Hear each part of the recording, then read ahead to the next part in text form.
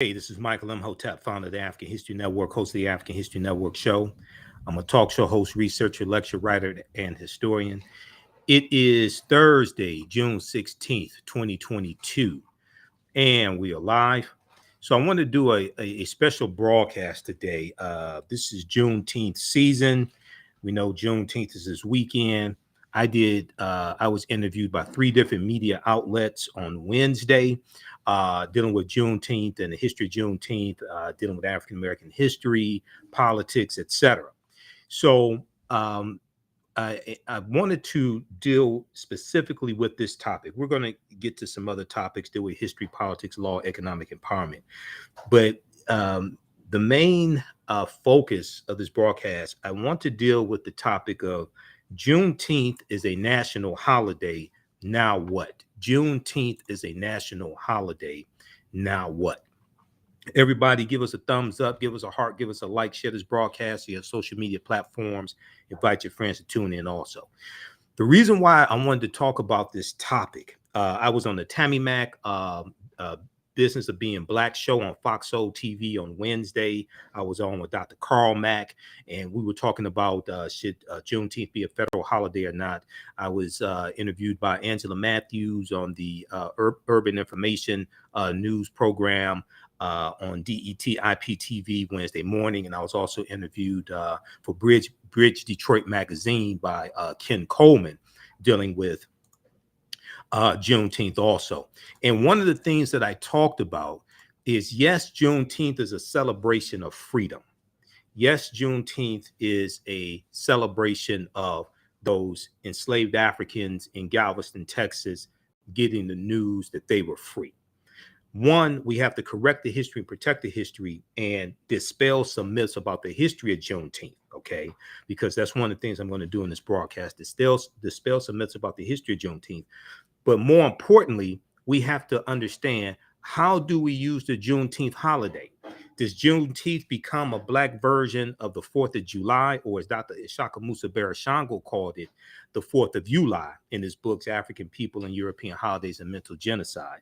Is Juneteenth just about cookouts and parties and music, things like this? Or do we incorporate history into Juneteenth, the history of the Civil War, the history of Juneteenth, the Reconstruction Era, 1865 to 1877, the Jim Crow era, the Civil Rights Movement, the Great Migration, incorporate the history of African people into Juneteenth, as well as the transatlantic slave trade.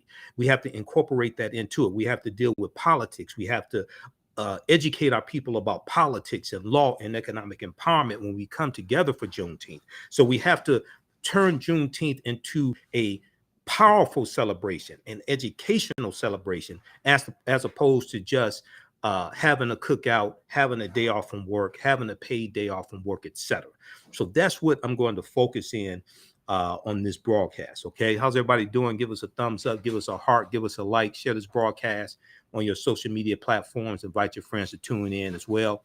I'll also let you know about the online history classes that I teach on Saturdays and Sundays, from the Civil War to the Civil Rights Movement and Black Power, 1865 to 1968, and Ancient Kemet, the Moors, and the Ma'afa, understanding the transatlantic slave trade, where they didn't teach you in school. And I'll let you know where I will be speaking for Juneteenth also. All right.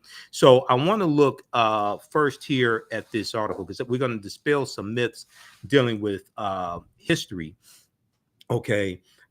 Because Juneteenth was not the last day of slavery. And it's a good thing that Juneteenth is a federal holiday, because it forces America to deal with a history that Republicans in many state legislatures are passing laws to suppress the teaching of this history. But if you watch my broadcast in the past, Juneteenth, if you watch the broadcast that I did, I aired last year. I aired the interview that Angela Matthews did with me, dealing with Juneteenth as well. And I was in Atlanta. I said we have to correct the history and protect the history. Okay, so we know that June 17th, 2021, know that Joe Biden signed into law the Juneteenth bill. This bill was Representative Sheila Jackson Lee of Texas. She's the same woman that's the sponsor of the HR 40 reparations bill. Okay. Juneteenth and reparations are connected. If you don't think they're connected, you haven't done the research, you haven't been studying any of this stuff. Okay. So we know that President Joe Biden signed the bill into law June 17th, 2021. All right. And Biden and Vice President Kamala Harris at the ceremony for the signing, a day marking the emancipation of enslaved people at the after the Civil War. Hold on, just a second here. Just a second. Hold on.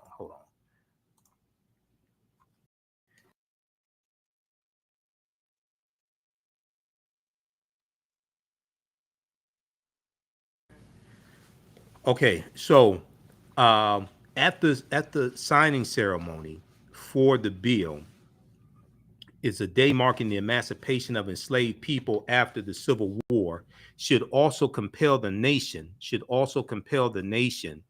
to work to achieve equality in education and economics and in other areas. It's important for us to go to whitehouse.gov and read about the signing of Juneteenth, read about the bill, read articles like this about what was said there. We have to leverage the Juneteenth holiday and Juneteenth weekend to bring about legislation, to bring about policy, to deal with the racial wealth gap, to deal with reparations, to deal with the health gap and things like this. Okay.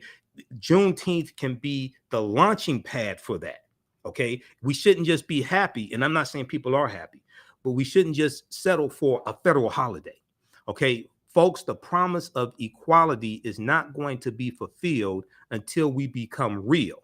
It becomes real in our schools and in our main streets and in our neighborhoods, President Joe Biden said at the signing ceremony of the Juneteenth bill. He said it's not going to be fulfilled as long as our sacred right to vote remains under attack. We can't rest until the promise of equality is fulfilled for every one of us. Okay, now, very important that President Joe Biden said here. Okay, then I'm going to get into some of the history of Juneteenth and why some of the history is false and why we have to correct this history. All right. Now, we know Opal Lee, 94-year-old activist from Fort Worth, Texas. We know she led marches to get Juneteenth made into a federal holiday also. So hats off to that sister. CBS News just interviewed her Wednesday morning. That's at CBS News on YouTube. Watch that interview. We're going to talk some about this also on the African History Network show on Sunday, 9 p.m. to 11 p.m. Eastern Standard Time, my Sunday, June 19th show, the African History Network show. Okay, but it talks about here in her, in her own remarks, Vice President Kamala Harris noted that it took more than 2 years after the issuing of the Emancipation Proclamation in 1863, which declared the end of slavery in the United States, for enslaved Black people to actually become free. The emancipation, that's false. This is one of the things I'm talking about. The Emancipation Proclamation did not free the slaves. No, it did not. If you go to archives.gov, which is the Library of the Library of Congress, if you go to archives.gov, or if you go to loc.gov, which is the archives.gov is the U.S. National Archives, and loc.gov is the Library of Congress. Okay, if you go to those, and I'm pulling up the Emancipation Proclamation here at history.com. Okay, if you go to those websites, you can read the Emancipation Proclamation. Last year around this time for Juneteenth, I spent half the time cussing at the TV and reporters on the TV getting this history wrong. This is why, even though Juneteenth being a federal holiday is a good thing if we use it correctly, it is a good thing if we use it correctly. Some of this history we have to correct because it's wrong. It was the 13th Amendment ratified December 6, 1865. When Georgia ratified the 13th Amendment, that's what legally freed the slaves, because you had to amend the U.S. Constitution. The Emancipation Proclamation stated that the slaves in states that were in rebellion Those slaves were freed, okay? But the slaves in the border states like Missouri, Delaware, Kentucky, Maryland, they were still slaves. This is why we have to go read these documents, okay? I'll show you history.com in just a second. I want to stay on this article here from the Washington Post. Once again, this name of this article here from the Washington Post, you can go read the entire article, okay? Juneteenth holiday marking the end of slavery becomes law after decades of inaction. This is from June 17th, 2021, the day the bill was signed into law. All right. So when we have our Juneteenth celebrations, we have to deal with the real history. Okay. I'm listening to, I was listening last year, news report after news report got this history wrong. This was not the last day of slavery. This is not the last day of slavery. I'm going to explain to you why. Okay. Now, and this is not an attack on Vice President Kamala Harris. I don't want you to get the wrong idea here. A lot of this history is wrong. But if Juneteenth did not become a federal holiday, we wouldn't be having these conversations. There's numerous articles. I just checked today on Google. The past few days, I've been Googling Juneteenth to see the new articles written. We wouldn't have this conversation about this history if Juneteenth did not become a federal holiday. Okay? But we have to correct the history and protect the history. All right. So there was a statement that Biden made right here, third paragraph from the top. This is one of the differences between Biden and Trump. One of the huge differences between Biden and Trump. President Joe Biden said, great nations don't ignore their most painful moments, they embrace them. Great nations don't ignore their most painful moments, they embrace them. Great nations don't walk away. We come to terms with mistakes we made, and remembering those mistakes, we begin to heal and grow stronger. Okay. Now, you've heard me say numerous times before, America needs a massive history lesson. America needs a massive history lesson. Juneteenth, as well as the June 1st, Day of Remembrance of the Tulsa Race Massacre, that gives us an opportunity to give America the massive history lesson that it needs. And this takes place during the month of June, which is Black Music Month. We have to understand how to use these tools, okay, to bring into existence the legislation that we want. Now, this article here is from the New York Times. This is from June 16, 2021, okay, last year. Most Americans know little or nothing about Juneteenth. When I hear people talk about reparations, okay, and it's important to pay attention to what's taking place in California with the California Reparations Task Force. And we've been talking about this on the African History Network show. So if you don't listen to the African History Network show, Sundays, 9 p.m. to 11 p.m. Eastern Standard Time, and we broadcast here on our Facebook fan page, the African History Network, and my YouTube channel, Michael Imhotep, and also on 9:10 a.m. the Superstation WFDF here in Detroit, because I do radio here in Detroit. Okay. What's taking place with the California Reparations Task Force is monumental. And the 500-page report that they just released, dealing with how the history of slavery and racism and Jim Crow segregation has harmed African Americans, not just in California, but throughout the country, and continues to do us harm. That is monumental, because that deals with the consequences of laws and policies. Okay. That's what, when we talk about repairing the damage of a legacy of slavery, Jim Crow segregation, redlining, racism, things like this, contrary to popular belief, and I'll talk to anybody and have a conversation with anybody that disputes me on this. Contrary to popular belief, repairing the damage is not just in the form of monetary compensation. You also have to change the laws and policies that inflicted the damage in the first place and continue to inflict the damage. So let's look at this here, and then I'm going to show you quickly an article that we talked about this past Sunday that deals with the California Reparations Task Force. So most Americans know little or nothing about Juneteenth, poll finds. Academics believe that increases in the numbers of Americans familiar with the holiday, which commemorates the end of slavery. Once again, this is wrong. New York Times, they got it wrong. Juneteenth was not the end of slavery. End of slavery, you could say legally, would be the 13th Amendment. Juneteenth commemorates when enslaved Africans in Galveston, Texas, got the word that they were free. Major General Gordon Granger delivers General Order Number 3, and they go through Texas for a number of days delivering that general order. Okay, June 19th was the date that was agreed upon to celebrate, but that wasn't the only day that the General Order Number 3 was delivered. Okay, so if we look at this here quickly, more than 60% of Americans know little or nothing at all. More than 60% of Americans know nothing at all or only a little bit about Juneteenth. Okay, now when you read the study, now this was a poll done by Gallup. Okay, when you read this study, of course, African Americans knew more about Juneteenth than white Americans. All right, I would argue a lot of what African Americans know about Juneteenth is incorrect. For 3 years, I've spoken in Atlanta at the huge 3-day Juneteenth festival, and I would talk to people about the history of Juneteenth. I would do presentations. A lot of people think a lot of our people still think the Emancipation Proclamation freed the slaves. No, it didn't. A lot of our people think that Juneteenth was the day that slavery ended in the U.S. No, it didn't, because there were slave owners, like a white slave owner named Martha Gibbs in Texas, who kept their slaves for an additional year and somehow kept the information from them that they were free for an additional year to get it's believed to get another year of work out of them and planting the crops, things like this.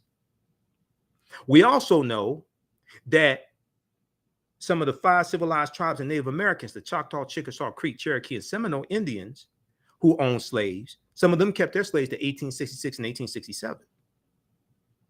This is why you had the Black Freedmen Indian treaties of 1866. So even though Juneteenth is a day to celebrate, we need to come together on Juneteenth. But we have to deal with history, politics, law, and economics, not just eating ribs and red pop and red velvet cake. Okay, luckily that red velvet cake nonsense was shut down at Walmart. We're going to talk about that as well. Okay, so we have to correct the history and protect the history. So so once again, New York Times got it wrong. The holiday celebrating the end of slavery in the United States. Now, 37%, this was a Gallup poll, a Gallup survey. 37% of respondents who reported having a lot or some knowledge of the holiday may be an increase from previous years, pollsters and academics believe, reflecting growing awareness after last summer's protests. So summer 2021, this article's from 2021, summer 2020, George Floyd, Breonna Taylor, things like this.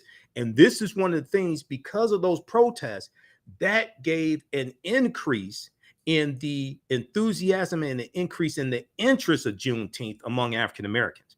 But because it's become a federal holiday, this forces many white people to learn about this as well, because they'll see it on TV. They'll see news articles on social media platforms, things like this. Okay, so this forces America to have a conversation about a history that Republicans have been passing these anti-critical race theory laws in state legislatures that Republicans dominate and being signed into law by Republican governors. This forces a conversation that Republicans are passing laws to suppress the teaching of this history.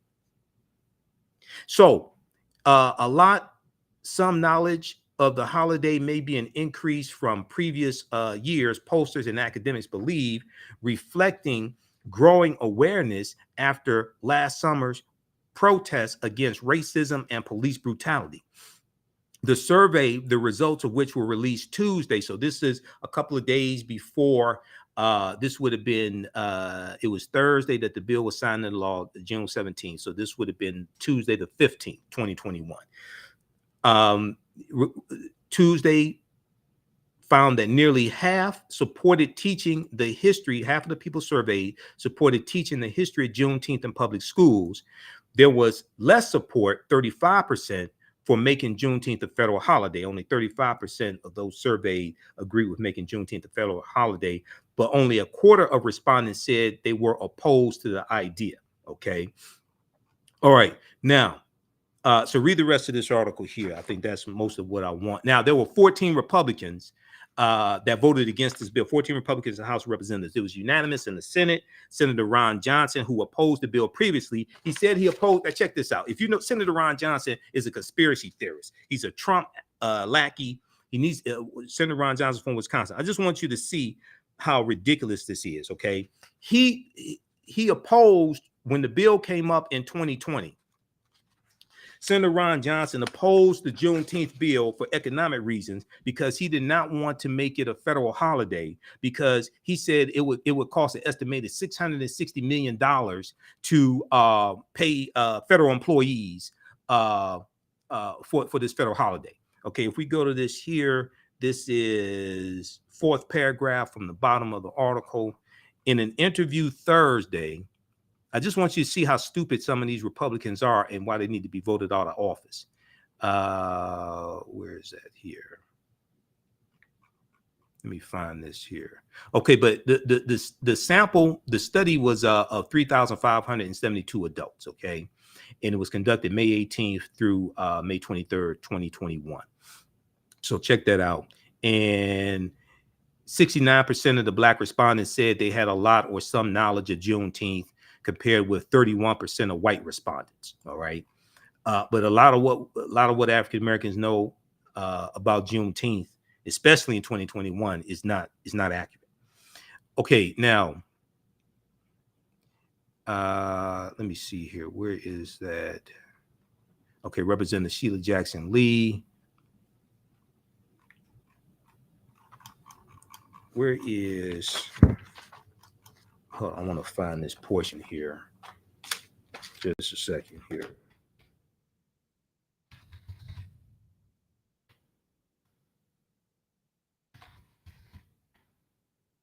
Oh, you know what? I need the article from the Washington Post. Is in this article here from the Washington Post. Okay. Senator Ron Johnson. Let's go to this article here from the Washington Post. Just a second here. Let me flip through these screens. All right. Also, if you like cyber information, you can support the African History Network, $ TheAHNShow through Cash App. $TheAHNShow through Cash App, also through PayPal, paypal.me/TheAHNShow. Okay, here, hold on.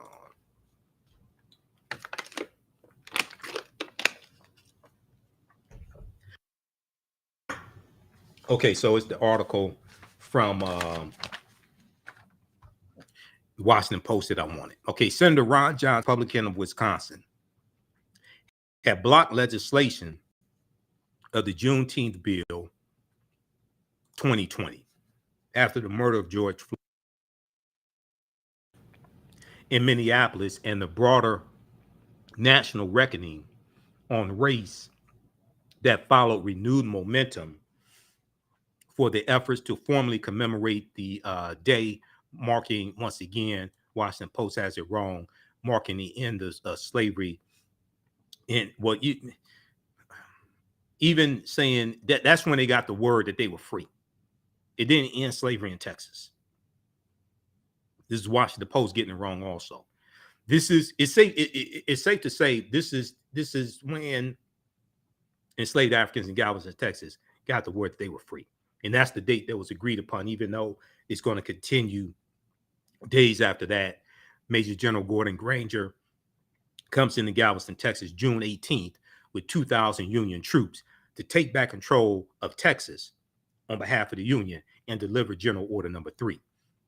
There's still going to be slaves that are kept for another year in Texas. Okay, now such popular bills and routine measures are passed without formal floor votes in the Senate, as long as they have the consent of all 100 members of the Senate, which means a single senator could unilaterally hold up the process, which means a single senator could unilaterally hold up the process. But in a surprise, Senator Ron Johnson, who had opposed Juneteenth as a federal holiday for economic reasons, he opposed not because he's a racist. Okay, he is, but not because he's a racist. This is the same guy who after the January 6th insurrection said on a radio show, he said he didn't fear the domestic terrorist insurrectionists because they were fellow Americans. He said, but if they had been Black Lives Matter or Antifa, okay, he would have feared them. All right. No, because he's a white supremacist. All right, now, but anyway, he voted for this bill also. All right, but he cited economic reasons. In a Thursday, June 17, 2021 interview, Senator Ron Johnson, Republican of Wisconsin, who's up for re-election in 2022, by the way, November 2022, he's up for re-election. He said he objected to the push in 2021, in 2020, because it was sprung on senators with little notice. It was sprung on senators with little notice. And that he opposed granting federal workers another holiday at a cost of hundreds of millions of dollars. This was his argument for voting against Juneteenth in 2020. His office pointed to a 2014 National Public Radio report that said a single federal holiday cost $660 million in payroll and holiday premium pay costs, citing the Office of Budget and Management. This is why he said he voted against the bill. Now, this is an example of how Americans need a massive history lesson. There are only 100 U.S. senators. He voted against making Juneteenth a federal holiday because he didn't want another federal holiday, and he didn't want the federal government to have to pay $660 million. Let's just be honest. He didn't want a national holiday for Black people. He didn't want a national holiday dealing with slavery, things like this. Okay. How do you think he's going to vote on reparations? If a reparations bill comes to the Senate, how do you think he's going to vote on that? This is why America must have a massive history lesson. Because your understanding of history influences your politics and who you vote for, and the bills and policies, the laws, policies, legislation that you support. Okay, now, so read that article from the Washington Post. Also read the one from New York Times dealing with how most Americans know little or nothing about Juneteenth. Okay, now I want to go to this other article here. We were talking about the Emancipation Proclamation and why it did not free the slaves. Okay, let's look at this quickly here at history.com. Also, I have a 2.5-hour lecture that I did last year dealing with the history of Juneteenth. I'll give you some information about that. That's you can order that at our new website, TheAHNHistoryNetwork.com, TheAHNHistoryNetwork.com. I'll also post some information here dealing with that as well. And we have it on our Facebook fan page, The African History Network, also. So I built a new website, TheAHNHistoryNetwork.com. It's much easier to navigate, especially on your smartphone. Let me show it to you quickly. I worked on it last week, Thursday, Friday, and Saturday some. So it's TheAfricanHistoryNetwork.com. The old website, AfricanHistoryNetwork.com, is still up, but this is much easier to navigate. And we have a lot of my DVD lectures, things like this, information about the radio show, information about the online classes that I teach. You can register for all that here. But we have the information here. We scroll down. Okay, we have where I'm going to be speaking. We have that here. There's also an upcoming events page, which has where I'm going to be speaking. But these are some of my lectures here. And we have the Juneteenth lecture right here. Click right there. There's the Juneteenth lecture. You can order that. We also have it in digital download format as well. DVD is $10. It's about 2.5 hours. So you can order that right from your smartphone also. All right, now, I want to look at this here dealing with the Emancipation Proclamation. We learned in school the Emancipation Proclamation freed the slaves, but no, it really did not. Now, this is from history.com, the official website of the History Channel. And in my 10-week online class that I teach from the Civil War to the Civil Rights Movement and Black Power, 1865 to 1968, we deal with a lot of this type of history, okay, in that 10-week online class. And that class meets on Sundays, normally 2 p.m. to 4 p.m. Eastern Standard Time. But we have a special session that we're doing Sunday, 7 p.m. Eastern Standard Time. So as soon as you register for the class, you can watch the archive sessions that we have.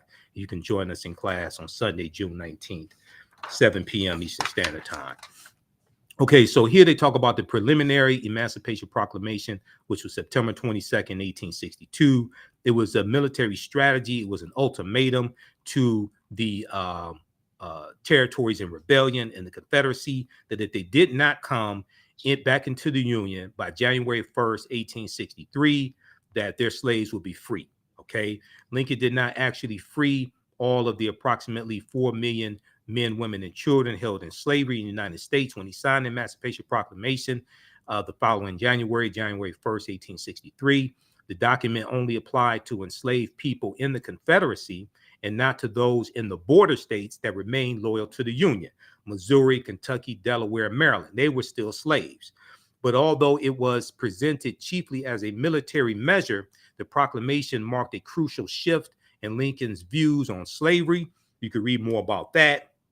It also leads to the July 1863 New York City draft riot, which was a bloody draft riot where enraged poor white men, poor white immigrants, Irish and German immigrants especially, who could not pay the $300 to avoid being drafted to fight in the Civil War. They went on a rampage attacking federal buildings, similar to what they did January 6, 2021. They were attacking African Americans, killing them, things like this, attacking white women married to African American men, etc. All right. Read the rest of this here dealing with the Emancipation Proclamation. Okay. It did not free the enslaved Africans. It's going to be the 13th Amendment, ratified December 6, 1865, when Georgia ratifies the 13th Amendment, that's going to legally free the slaves and amend the U.S. Constitution, okay? And legally free the slaves all throughout the United States, even though you're still going to have some Native American nations, those 5 civilized tribes of Native Americans, some of them are still going to keep their slaves until 1866, 1867. All right, now, so let's look at this here. If we look at, is one piece here that I want to, well, let me show you this here. I'm going to go to the slide presentation here. Let's pull this up.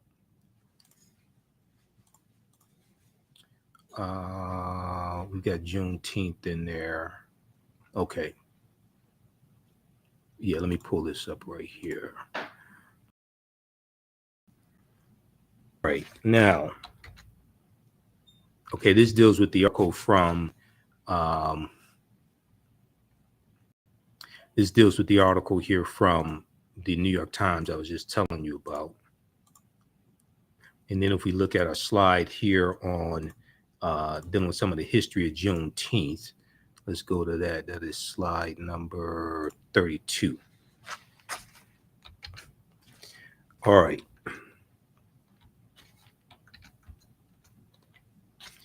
Okay, so June 19th, 1865, Galveston, Texas. General Order Number 3, delivered by Major General Gordon Granger. He was backed up by about 2,000 Union troops. They come into Galveston, Texas, come into Texas in general, June 18th, land on the beach there. And then they go into Galveston. Now there are about 250,000 enslaved Africans in Texas, okay? General Order Number 3 read in part, the people of Texas are informed that in accordance with a proclamation from the executive of the United States, all slaves are free. This involves an absolute equality of personal rights and property rights between former masters and slaves, and the connection heretofore existing between them becomes that between employer and hired labor, The freedmen are advised to remain quietly at their present homes and work for wages.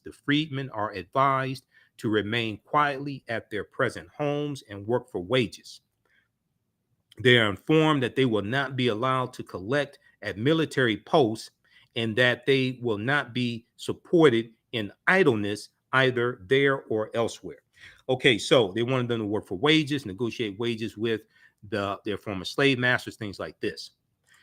Now, they're going to go through Texas for a number of days and deliver General Order number 3. Okay, once again, June 19th was the date that was agreed upon to celebrate and commemorate Juneteenth. That wasn't the only day that General Order number 3 was delivered, and the other slaves did not get the word either. Okay, so we have to keep that in mind. But it's good to celebrate on June 19th. That's fine. All right, it's good to celebrate, but we have to deal with the real history and deal with history, politics, law, and economic empowerment. If we look here briefly, I want to go to an article here from history.com that I cited, because when I did my lecture last year, I have about 4 pages of notes dealing with the history of Juneteenth that I've put together from different sources. But I want to look at this article here quickly. What is Juneteenth?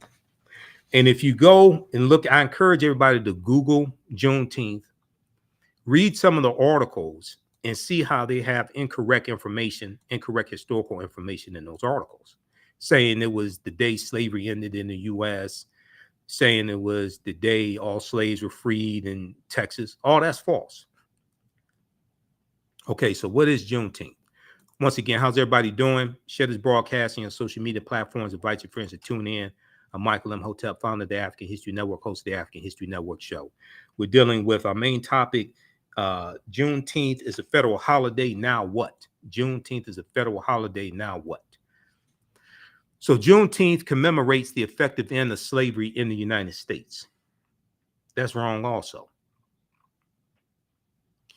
So Juneteenth, short for June 19th, marks the day when federal troops arrived in Galveston, Texas in 1865 to take control of the state of Texas and ensure that all enslaved people be freed. Okay, that's pretty accurate.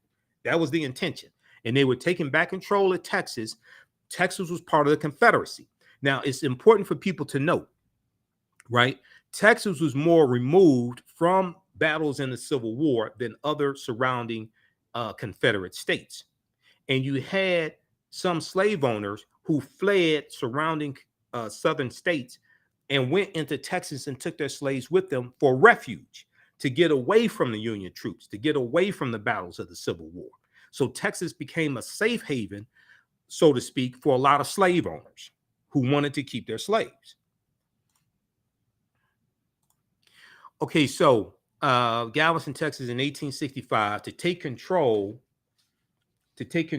of, and I want to look for my notes here, to take control of the state of Texas and ensure that all enslaved people be free. Now, the troops' arrival came 2 full years after President Lincoln signed the Emancipation Proclamation, which was an executive order. That's true. But once again, keep in mind, Lincoln had no authority to tell the Confederacy what to do, because the Confederacy has seceded from the Union, set up their own constitution, set up their own monetary system. So you have no authority to tell them what to do. Now, when you take back control of that territory with force, that's why you needed an army to take back control. You can bring them back into the Union and bring them back under the Constitution, under your laws, etc. And they surrendered. Keep in mind, they surrendered. So April 9th, 1865, General Robert E. Lee surrenders to General Ulysses S. Grant at Appomattox Courthouse in Virginia. The Civil War is still going to continue to a lesser extent for another 16 months. People look at April 9th, 1865 as the effective end of the Civil War, but it's going to continue for another 18 months. The reason why, about another 16 months, it officially ends August 1866. The reason why is because even though General Robert E. Lee's Confederate Army was the largest Confederate army, it was not the only Confederate army. There were other smaller Confederate armies, okay, that still had to they still had to surrender, in terms of surrender had to be negotiated with them. The second largest army was General Joseph E. Johnston's army in Tennessee, which had 90,000 troops. And then there were smaller armies. You had Nathan Bedford Forrest, that traitor, that white supremacist, his army, his Confederate army. So the Civil War goes for it's about another 16 months or so. Okay. If you read this article here from history.com, this deals with why the Civil War ended 16 months after General Robert E. Lee surrendered. Why this? Let me pull this up quickly just to show you this, because a lot of times people don't know this information, don't know this history. Okay, which is which is why Juneteenth is a good thing. We have to incorporate this type of history into Juneteenth. Okay, why the Civil War actually ended 16 months after Lee surrendered. Okay, so read this article here from history.com. Once again, another good article from history.com. And this is some of the information that I teach in my online history classes, from the one I teach on Sundays, from the Civil War to the Civil Rights Movement and Black Power, 1865 to 1968. We specifically deal with this type of information. Why the Civil War actually ended 16 months after Lee surrendered. For one thing, things were a little confusing in Texas. And then also, now it would be more than 16 months before President Andrew Johnson would declare a formal end to the conflict in August 1866. Now, here is Ulysses S. Grant. Sorry, this is William Tecumseh Sherman. This is William T. Sherman of the Union negotiating the terms of surrender with General Joseph E. Johnston of Tennessee. Okay, for one thing, Lee had surrendered only his army of Northern Virginia to Ulysses S. Grant, General Ulysses S. Grant, who would become president. A number of other Confederate forces still remained active, starting with Joseph E. Johnston's army of Tennessee, the second largest Confederate army after Lee's. Okay, on April 12th in North Carolina, General Joseph E. Johnston and his men received news of Lee's surrender. The next day, General William Tecumseh Sherman's Union cavalry captured Raleigh, North Carolina, pushing Johnston's forces westward. Under relentless pressure from General Sherman, Johnston reached out to discuss peace terms. After the newly sworn-in president, Andrew Johnson, who was from Tennessee, who was actually a Democrat from Tennessee, the Republicans brought him onto the ticket to balance out the ticket, and they're trying to keep a civil war from exploding. And there were different compromises put in place and laws put in place to keep a civil war from taking place. Missouri Compromise of 1820, Compromise of 1850 after the Mexican-American War of 1846, 1848, Kansas-Nebraska Act of 1854. They kept for decades trying to keep this explosion from happening. That exploded April 12, 1861, that we call the U.S. Civil War, when with the attack on Fort Sumter in South Carolina. Okay.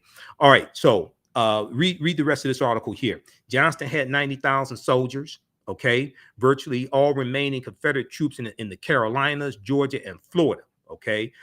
In the biggest surrender of the Civil War, General Joseph E. Johnston gave up around 90,000 soldiers in all, virtually all remaining Confederate troops in the Carolinas, Georgia, and Florida.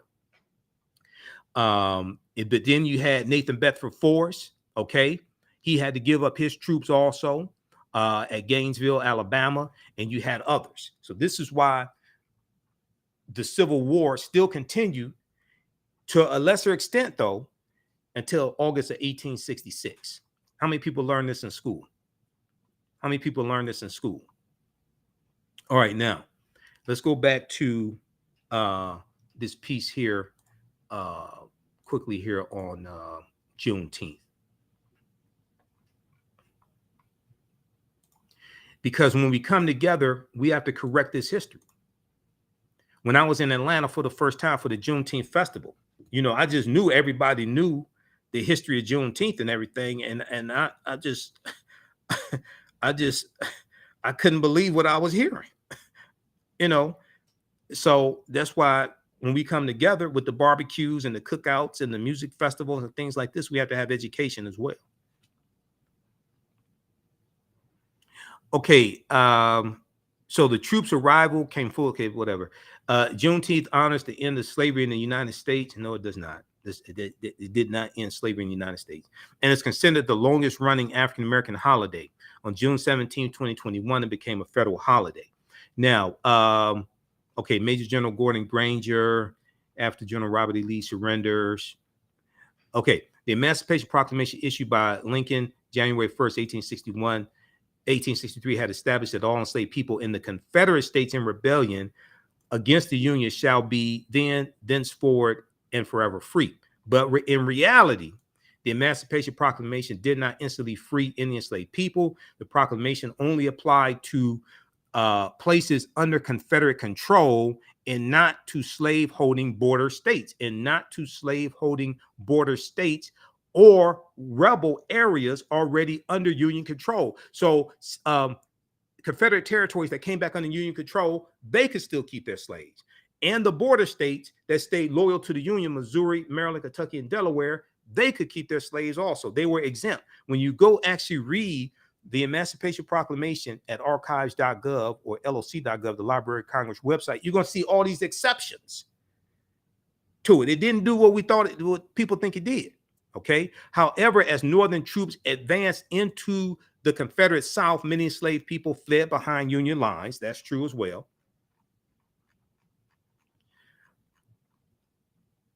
Okay. So read the rest of this here. In Texas, slavery had continued as the state experienced no large-scale fighting or significant presence of Union troops. Many slave owners, many enslavers from outside the Lone Star State of Texas had moved to Texas as they viewed it as a safe haven for slavery, and they took their slaves with them. Okay. After the war came to a close in the spring of 1865, yeah, but it's going to keep going on to August 1866.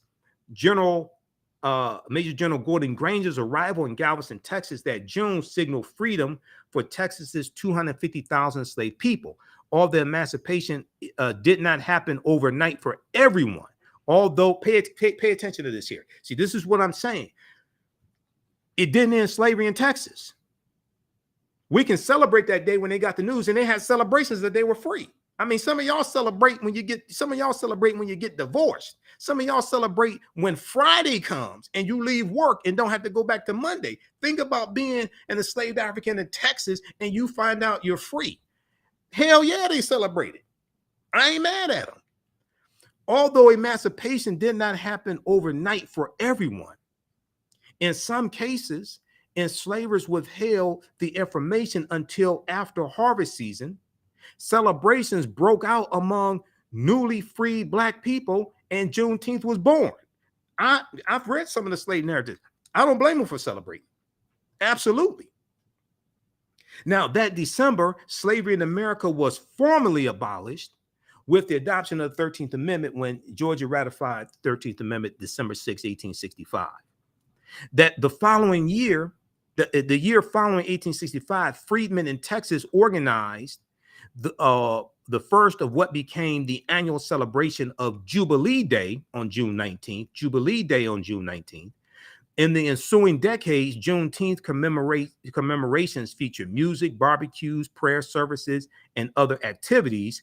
And as African Americans migrated from Texas to other parts of the country, the Juneteenth tradition spread.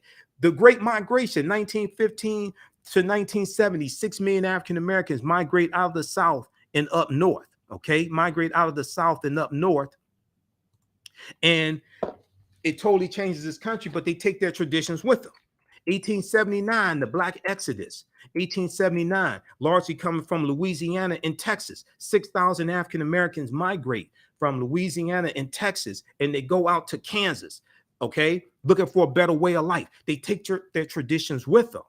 So as African Americans migrate out of Texas, okay, and go to other parts of the U.S., they take these traditions with them. They may they may call it Juneteenth, they may call it something else, okay, but they take these traditions with them. This is why Juneteenth is not just a Texas thing. Okay, this is why Juneteenth is not just a Texas thing, it's an African American thing. We go all across the country, just like Motown music is not just a Detroit thing. Even though Motown music started in Detroit, it went across the country, it went around the world, but it definitely went across the country and it had an impact across the country. So African Americans across the African Americans across the country should definitely celebrate Juneteenth, but we have to correct the history and protect the history. And we have to incorporate history, politics, economic empowerment, and law into this and use Juneteenth as coming together, not just as a time for celebration and having fun and things like this. That's cool. I understand that. But we have to use this as a time when we come together to educate our people as well, especially politically, economically. We should, that weekend, we should focus as much as possible supporting African-American owned businesses. When I go to the Juneteenth, the 3-day Juneteenth parade and festival, the parade and music festival in Atlanta that Bob Johnson puts on, not Bob Johnson from BET, but another Bob Johnson. There's at least 100 Black vendors there.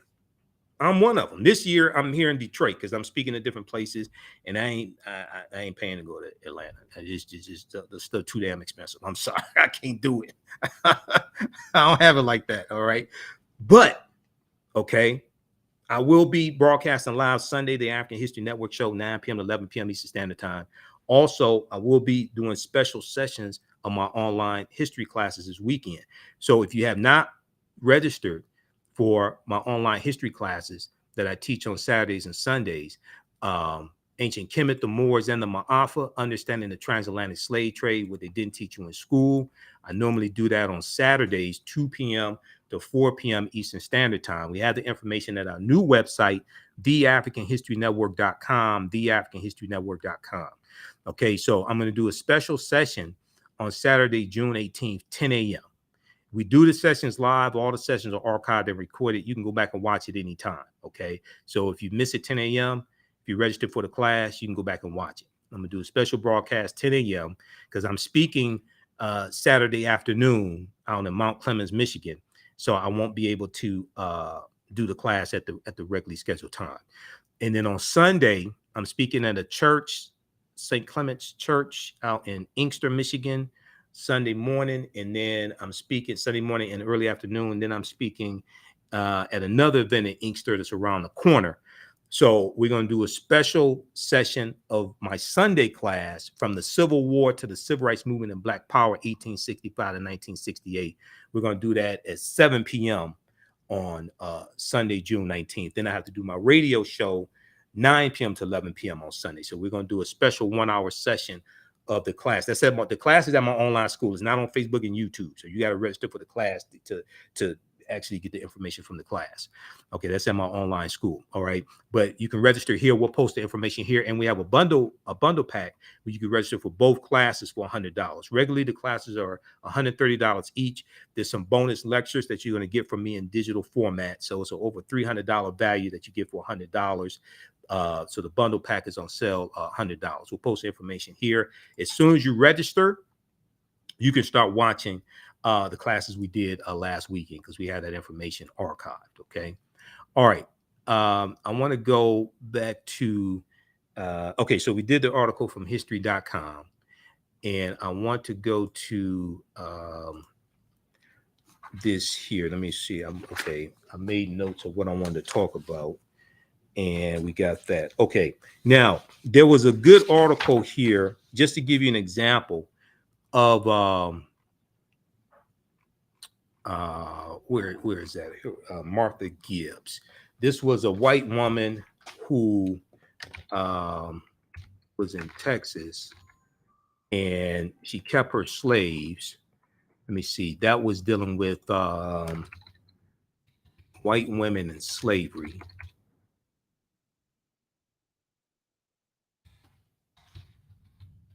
I've talked about this before. The research from Professor Stephanie E. Jones Rogers deals with how 40% of slave owners in 1850 and 1860 were white women. 40% of slave owners in 1860 and 1850 in the U.S. were white women, okay? If we look at this article here, the massive overlooked role of female slave owners. Now, the article should say white female slave owners, because we weren't talking about Asian Americans. This article is not talking about Asian Americans. And the research from Professor Stephanie E. Jones-Rogers out of California, she's talking about white women. It's estimated that 40% of slave owners may have been white women. Okay, that's a polite way of saying it.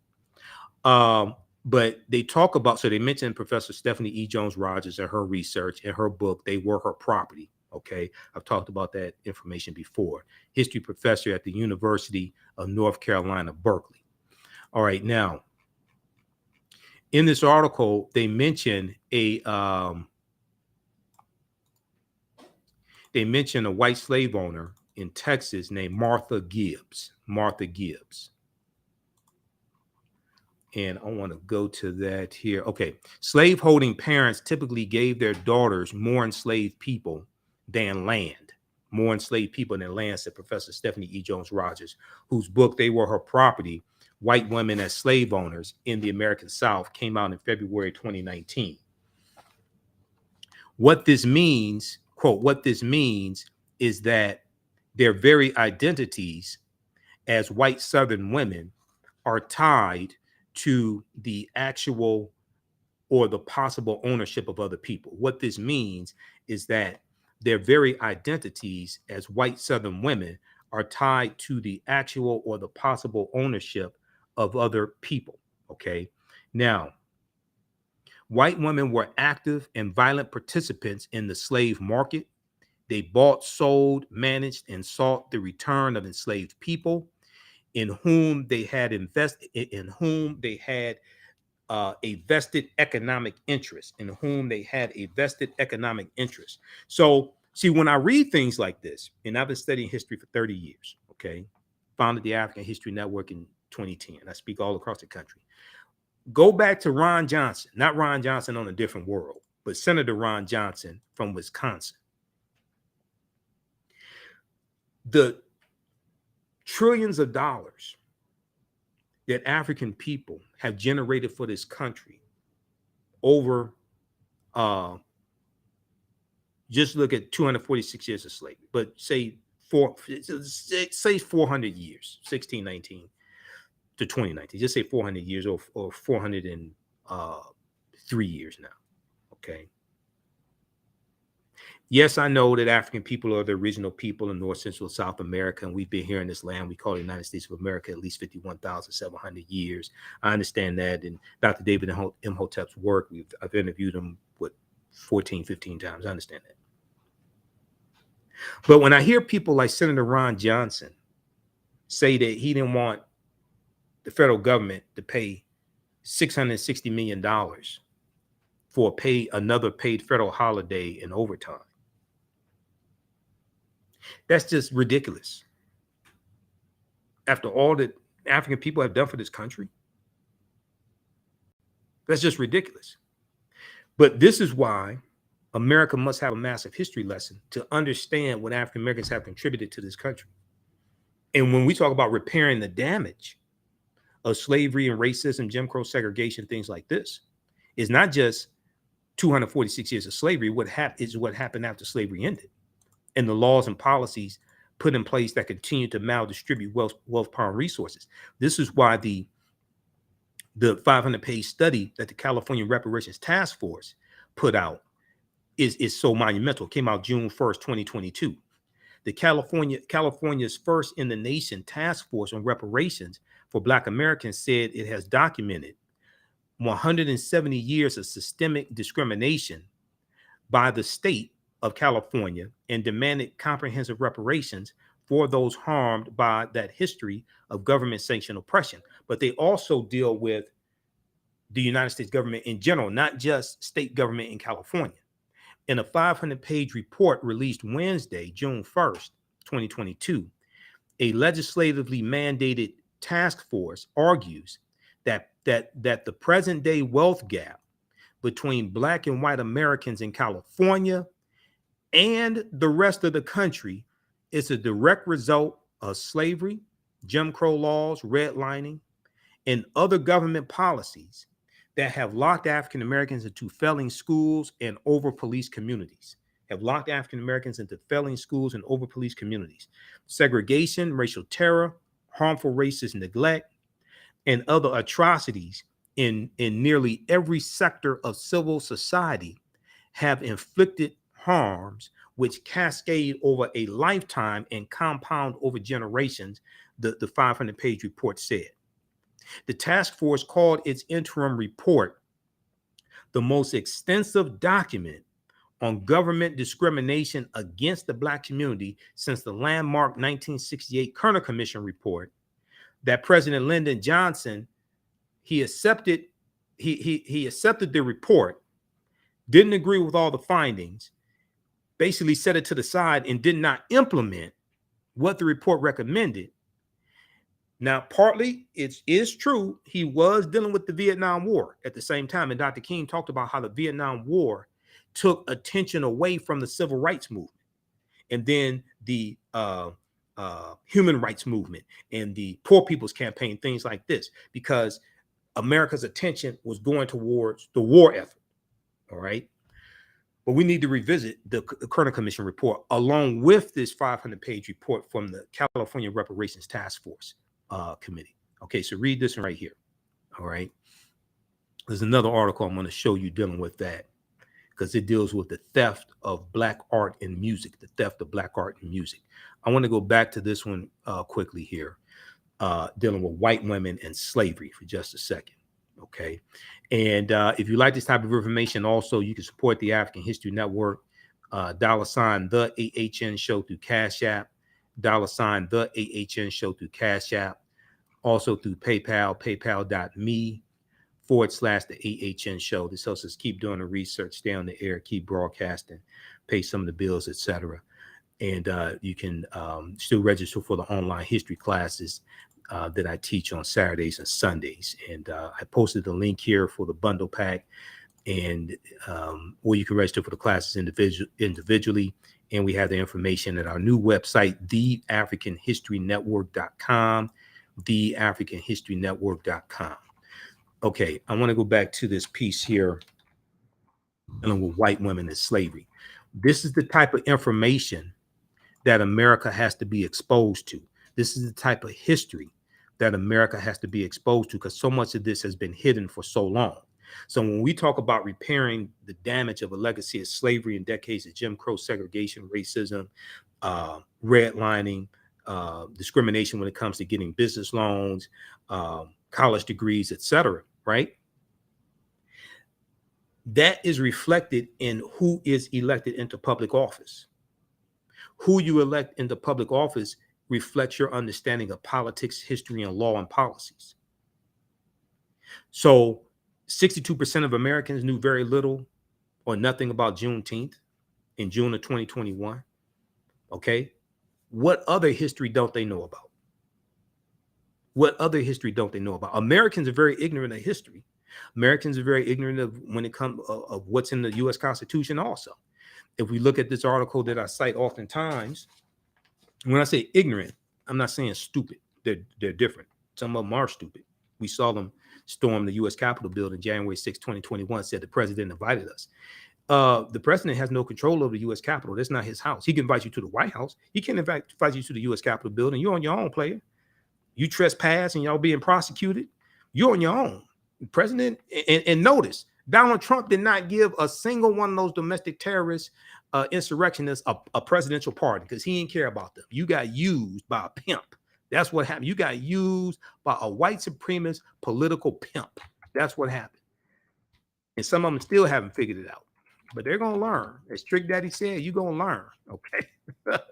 You're going to, I said, they're going to learn. I'm telling you. This is piece here I want to go to. This was a study that came out, I think it was 2018. The U.S. lost $16 trillion from the economy because of racism. over not over 246 years, but over 20 years. Okay. This was September 2020, 2020, I should say, not 2018, 2020. This gives you an example of what I'm talking about. So this is why when I was on the Tammy Mack show on Fox Soul TV on Wednesday, June 15th, and we were talking about Juneteenth and Juneteenth being a federal holiday and should it be a federal holiday, conversation about reparations came up. And Dr. Carl Mack and I, we talked about legal arguments for reparations based upon Article 1, Section 9, Article 1, Section 9, Clause 1 of the U.S. Constitution, which led to the abolishment of the international transatlantic slave trade, and that went into effect January 1st, 1808. If we look at this here quickly, America could have been $16 trillion richer if not for inequities in education, housing, wages, business investments between Black and white Americans,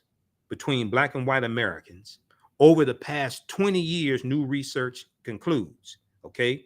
Not 400 years, not 246 years, not 157 years after chattel slavery ended, but just over 20 years, the year 2000 to 2020. America could have been $16 trillion richer if not for inequities in education, housing, wages, and business investment between Black and white Americans over 20 years, new research concludes. And I may zoom in on this. Can you all see this okay? All right. That looks pretty good. Now, the study released in September 2020 by Citigroup Bank is the largest in a body of research that attempts to quantify the economic impact of systemic racism. Another one dealt with the segregation tax, and it was from the Brookings Institute, that dealt with how African-American homes are valued at $156 billion less than comparable white homes. The average African-American home is valued at $48,000 less than a comparable white home, which then impacts generational wealth and the racial wealth gap. Okay, and that partly deals with housing appraisals as well, the discrimination when it comes to housing appraisals.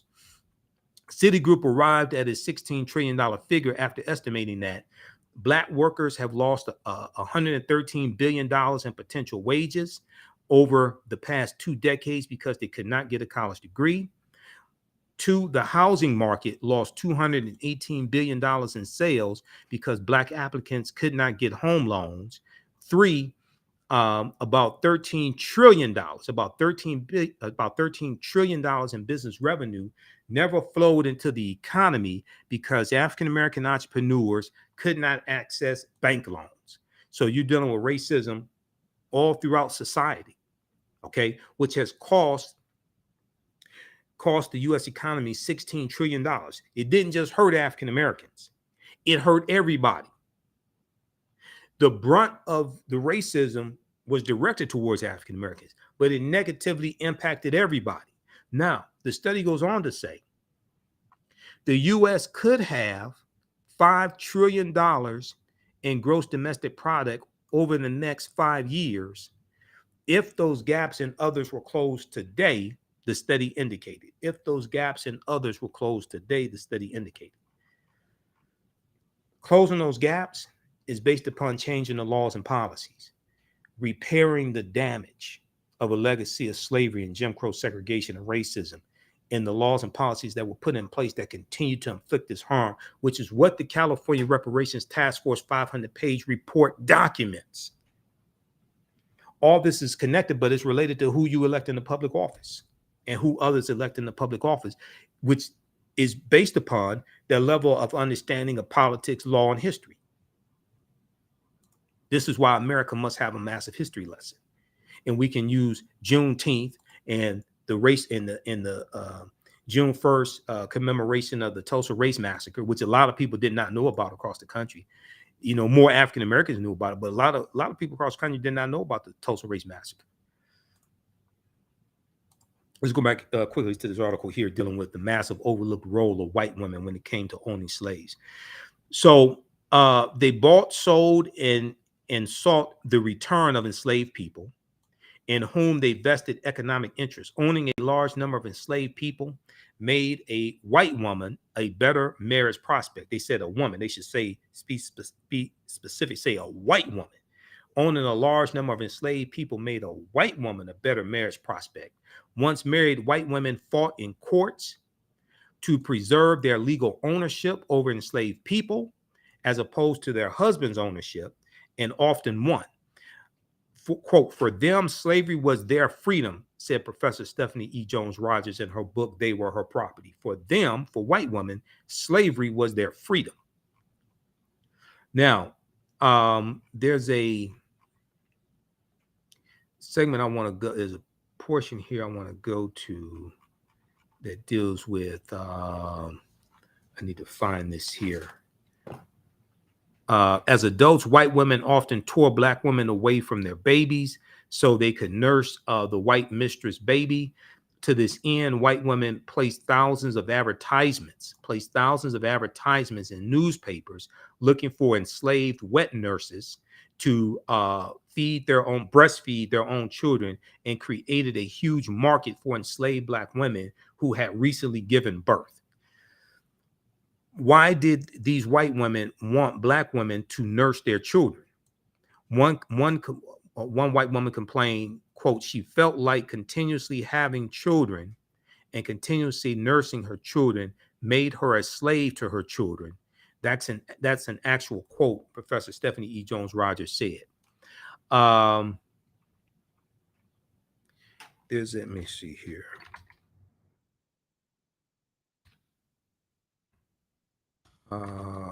There is, let me find this here. There's a part that I want that deals with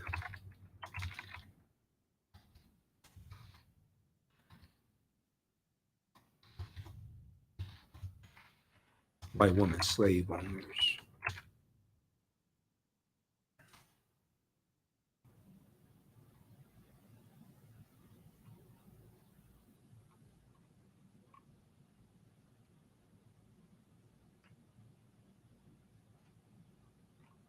Okay, I think face-to-faceafrica.com has an article on this.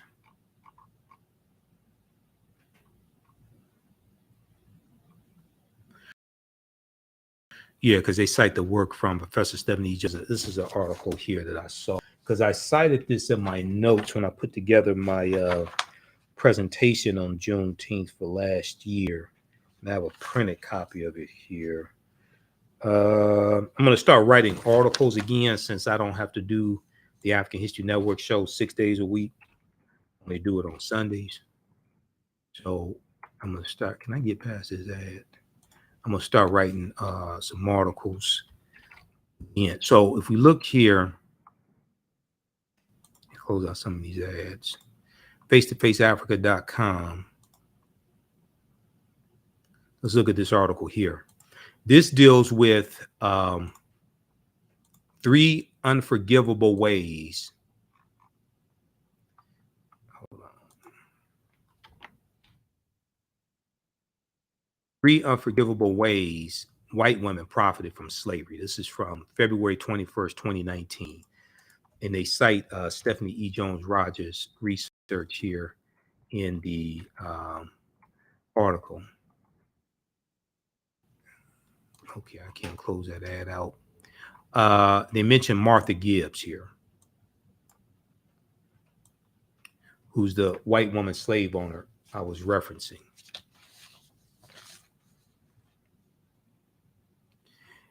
Women, upon the death of their husbands, inherited more slaves than land. Thus, enslaved people usually became their primary source of wealth. Professor Stephanie E. Jones Rogers writes that white women took an active part in the slave market, profited from it, and used it for economic and social empowerment, as evidenced by female slave holder named Martha Gibbs. Okay. Now, the sawmill owner in Mississippi that Martha Gibbs, then a sawmill owner in Mississippi, Martha Gibbs owned a large number of slaves and was in charge of their daily management. When the Confederates surrendered, Martha Gibbs led some of her enslaved workers to Texas at gunpoint and forced them to work for her until 1866. Slate.com reports Stephanie E. Jones Rogers as saying in her book. See, this is what I was saying, that Texas served as a refuge for many slave owners during the Civil War, and they fled surrounding states like Mississippi and things like this, and went into Texas because there was less of a presence of Union troops in Texas, and they took their African slaves with them. She kept them and Martha Gibbs kept them enslaved till 1866. That's after Juneteenth, June 19th, 1865. She kept them enslaved to 1866. Now, most of the white women showed independence in their handling of their enslaved workers, often calling off the bluff of their husbands. When their husbands passed away, they still made wealth by their continuous control of the enslaved Africans who would continue to work for them. All right. Okay, so read the rest of this article here. 3 unforgivable ways white women profited from slavery. And they cite the piece from slate.com also. All right, now, let me close this out. Okay.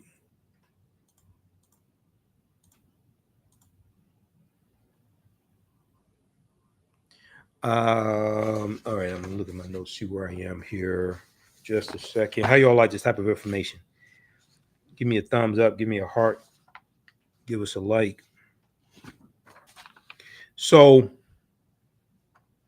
we talked about the emancipation, why did not free the slaves. We dealt with some of the history of Juneteenth.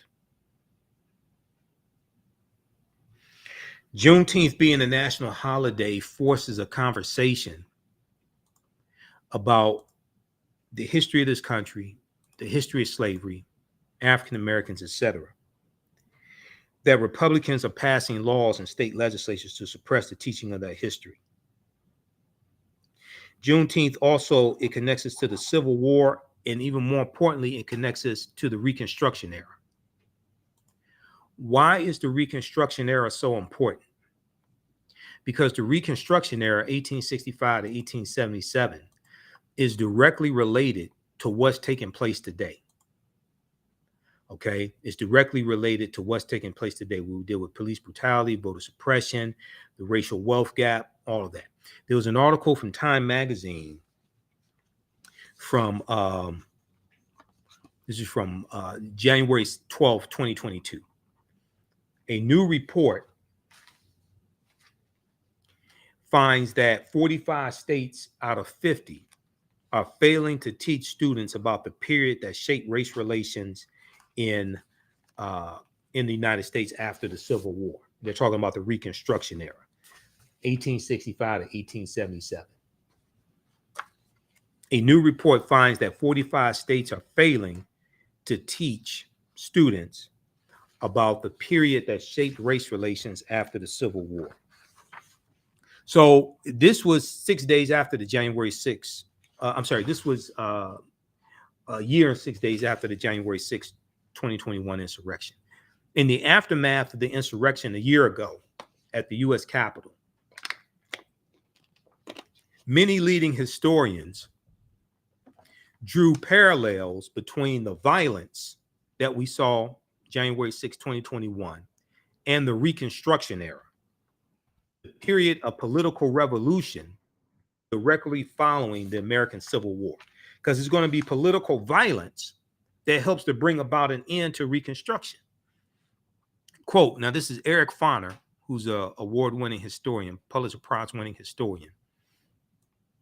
He said, the events we saw reminded me very much of the Reconstruction Era and the overthrow of Reconstruction. The Reconstruction Era and the overthrow of Reconstruction, which was often accompanied or accomplished, I should say, by violent assaults on elected officials, similar to what you saw January 6th.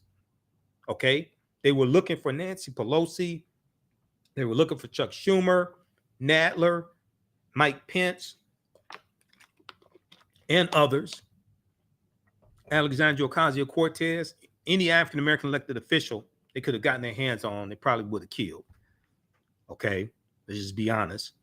It just came out that the Proud Boys said that they had gotten their hands on Mike Pence. It would not have been a good day for him. Eric Foner is the author of Reconstruction, America's Unfinished Revolution, 1877. He said this in an interview with the New Yorker magazine published a week after the January 6, 2021 insurrection. Now,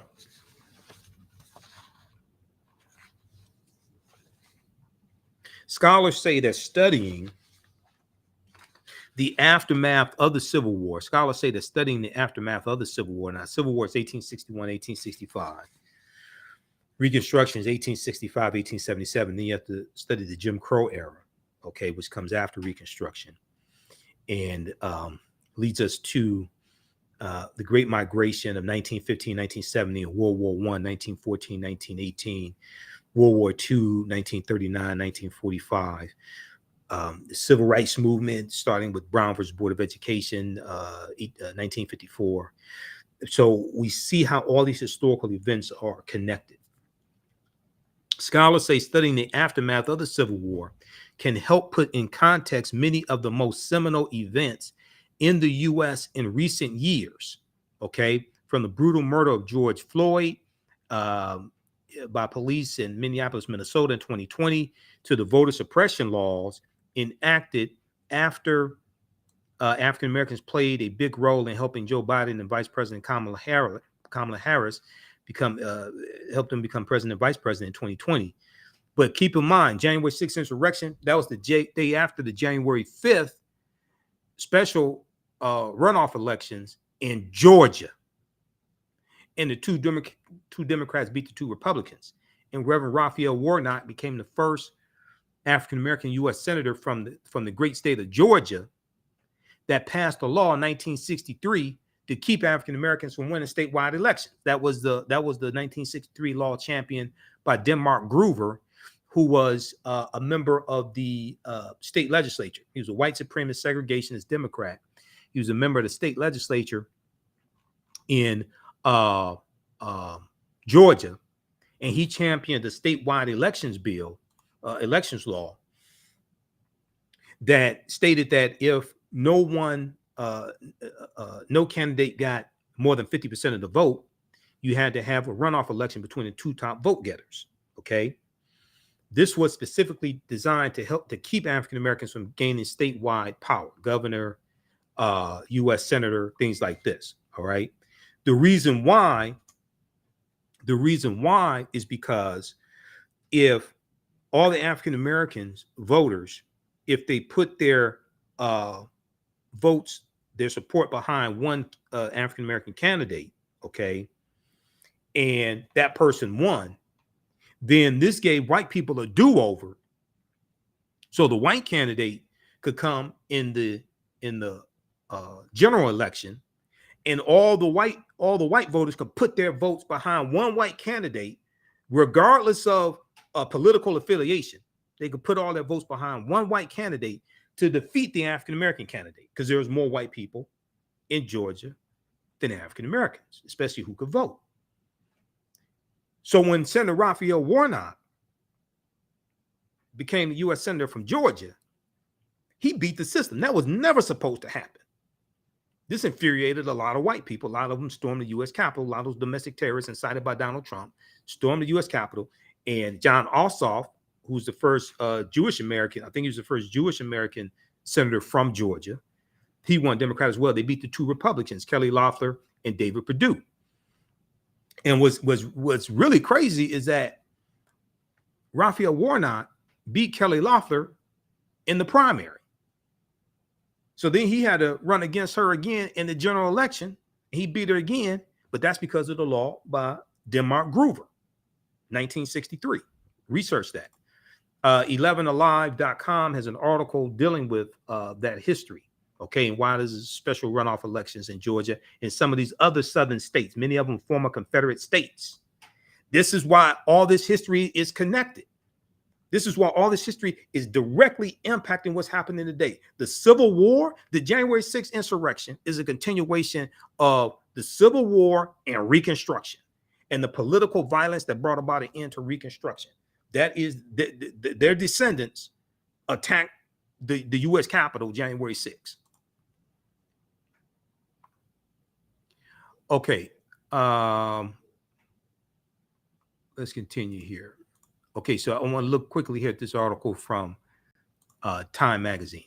All right, now, many students, but despite the timeliness of the era in today's climate, many students in American schools will not get a full education of Reconstruction until they get into college. Many of them are not going to go to college. Many of them are not going to go to college. So where are they going to get the lesson on Reconstruction from?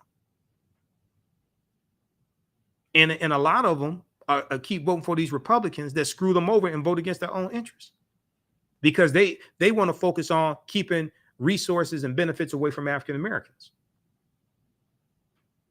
So they'll keep voting for Republicans that keep screwing them over, especially in these former Confederate states. There's a reason why these former Confederate states are red states, a Republican-dominated state. That's a legacy of the Civil War, which was an insurrection, and they seceded from the Union to set up their own government to maintain slavery, because they said slavery was essential to their way of life and their wealth. In social studies standards for 45 out of 50 states and the District of Columbia, discussion on Reconstruction is partial or non-existent. So what do you think these people know about Juneteenth? Discussion of Reconstruction is partial or non-existent, according to historians who reviewed how the period is discussed in K through 12 social studies standards for public schools nationwide. In a report produced by the education nonprofit, the Zen Education Project, which has a ton of information there, the study's authors say they are concerned that American children will grow up to be uninformed about a critical period of history that helps explain why full racial equality remains unfulfilled today. What's taking place right now is directly related to the Reconstruction era. Let me repeat this. The Zen Education Project's the study's authors say they are concerned that American children will grow up to be uninformed. We could put in brackets there, uninformed like their parents. Uninformed like their parents about a critical period of history that helps explain why full racial equality remains unfulfilled today. Because ignorant people keep voting for the wrong people to put in political office. That's why all of this is related. Okay, so read this piece here from Time Magazine, okay? A new report finds that 45 states are failing to teach students about the period that shaped race relations after the Civil War. That's why Juneteenth is so important. It's dealing with that period of time. One, it's the only federal holiday that deals with slavery and even acknowledges slavery. Two, it deals with that critical period of history. This is why when we come together for Juneteenth celebrations, we have to deal with history, politics, law, and economic empowerment. All of that is connected. Okay, now I want to go to, because I made some notes here, and the notes that I put together are based upon the conversations that we had in the media interviews, the 3 interviews in different outlets that were done with me on Wednesday. The Tammy Mack show on Fox Soul TV, The Business of Being Black, Urban Interests on Urban Information Network, Angela Matthews, and then the interview that Ken Coleman did with me for Bridge Detroit magazine. And these were some of the things that came up. Okay. And that's why I titled this broadcast, Juneteenth is a federal holiday. Now what? How do we utilize Juneteenth to get these bills passed, to get what it is that we say that we want? Juneteenth can be a launching pad for that. What you do for yourself, what you do to yourself, and what you allow other people to do to you and get away with is based upon what you think about yourself. What you think about yourself is based upon what you have been taught about yourself. What you've been taught about yourself is based upon everything you've read, heard, and seen about yourself. But America must have a massive history lesson. Okay, let me just go through, look at my list. I'm checking things off that we talked about. We talked about Reconstruction, Civil War, 13th Amendment. We talked about all that. This article here, I said there was another one I was going to show you dealing with the California Reparations Task Force. What they're doing in California is fantastic. We know that they're going to, whatever reparations benefits they come up with is going to be distributed based upon African Americans in California being able to trace their lineage back to someone who came to the U.S. prior to 1900. Okay, prior to 1900.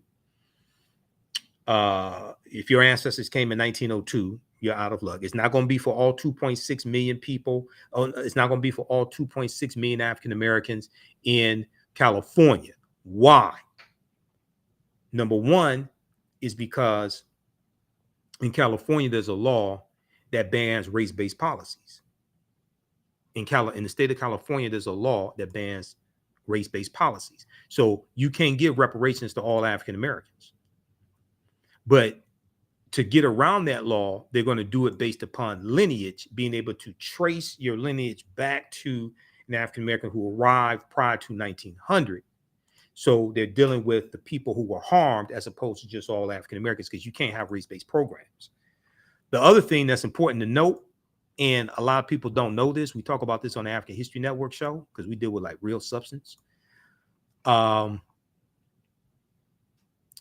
Because of Title VI of the 1964 Civil Rights Act, non-discrimination and federally assisted programs, at the federal level, it's illegal to have race-based programs. You can have programs for minorities, but it's illegal to have race-based programs at the federal level.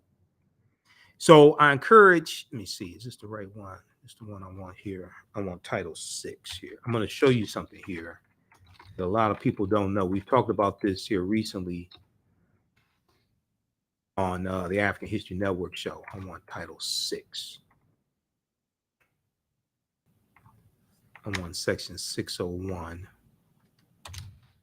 Title VI. Okay, right here. Everybody should read the 1964 Civil Rights Act, federal law. It took 9 years from when the Montgomery bus boycott started to get the 1964 Civil Rights Act. Go to archives.gov where you can read all this stuff. The U.S. National Archives, archives.gov, Civil Rights Act of 1964. Okay. If you go to Title VI, and the Civil Rights Act did a lot of things. It banned discrimination when it came to employment, which deals with economics for African Americans. It banned discrimination when it came to public services and public accommodations, things like that. Okay.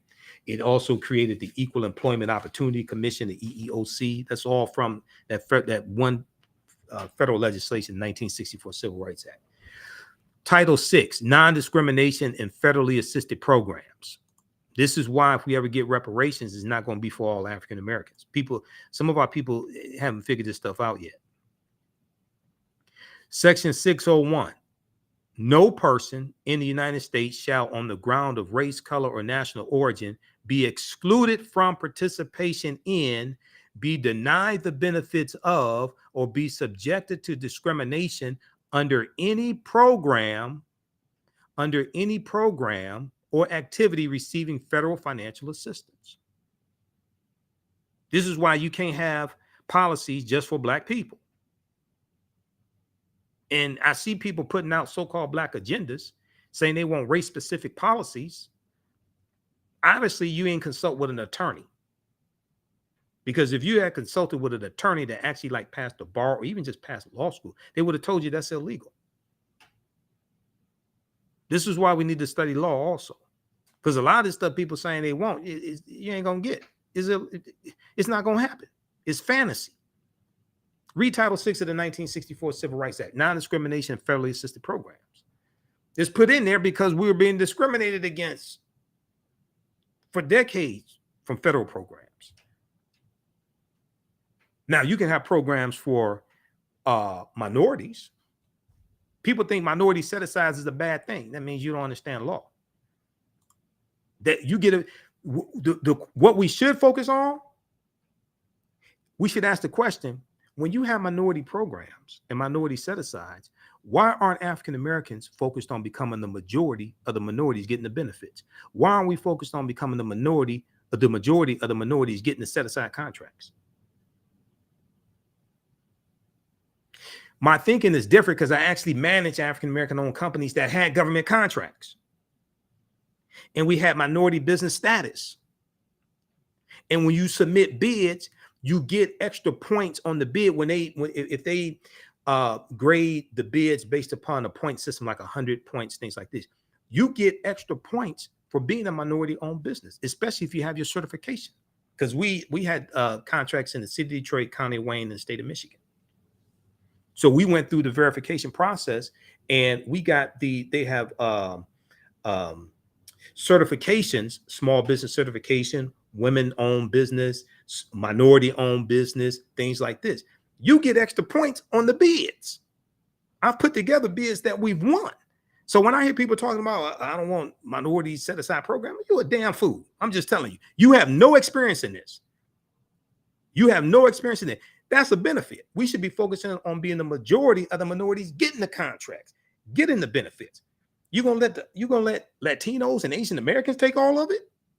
That's why you try to get a fantasy called reparations, and because of Title VI, that all African Americans are not gonna get reparations, and you're gonna need 60 votes in the Senate to get reparations, which means you're gonna need some Republicans. Show me some Republicans that support reparations.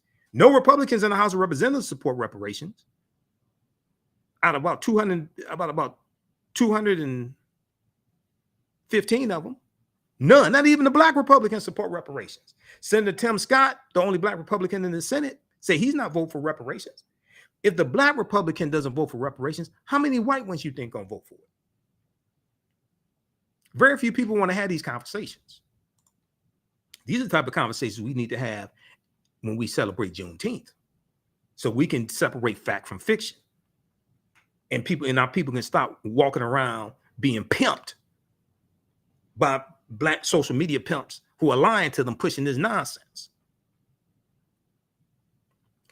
Okay, so read this here at archives.gov. Spend some time doing some research at the U.S. National Archives. All that information is there. And we deal with the online history classes I teach. We go through, break all this stuff down. Okay. 1964 Civil Rights Act. You can also read the 1965 Voting Rights Act. Did you know that if you go to justice.gov, you can read about the Hate Crimes Act? Okay. Because did you know the first hate crimes bill signed into law in the history of this country was signed by President Lyndon Johnson in 1968? And it was largely for African Americans. It was part of the 1968 Fair Housing Act, which is part of the Civil Rights Movement. Did you know that? Because I hear people saying, oh, Asians got a hate crime bill. Well, no, that means you didn't go read the bill. The bill is called the COVID-19 Hate Crimes Bill, COVID-19 Hate Crimes Act. Read it at congress.gov, which is where you can go to read all these bills, congress.gov. That bill is not race specific, and it deals with COVID-19 related hate crimes. That means that bill applies to African Americans also. We haven't read the bill and don't understand it. It's a very weak bill. That's why it passed so quickly in both the House and the Senate, because it's a weak bill. That largely deals with reporting hate crimes. But we just repeat this nonsense from headlines and memes and stuff like that. Go read that bill. The Black farmers are being sued for getting government. So I've talked about this here on the show.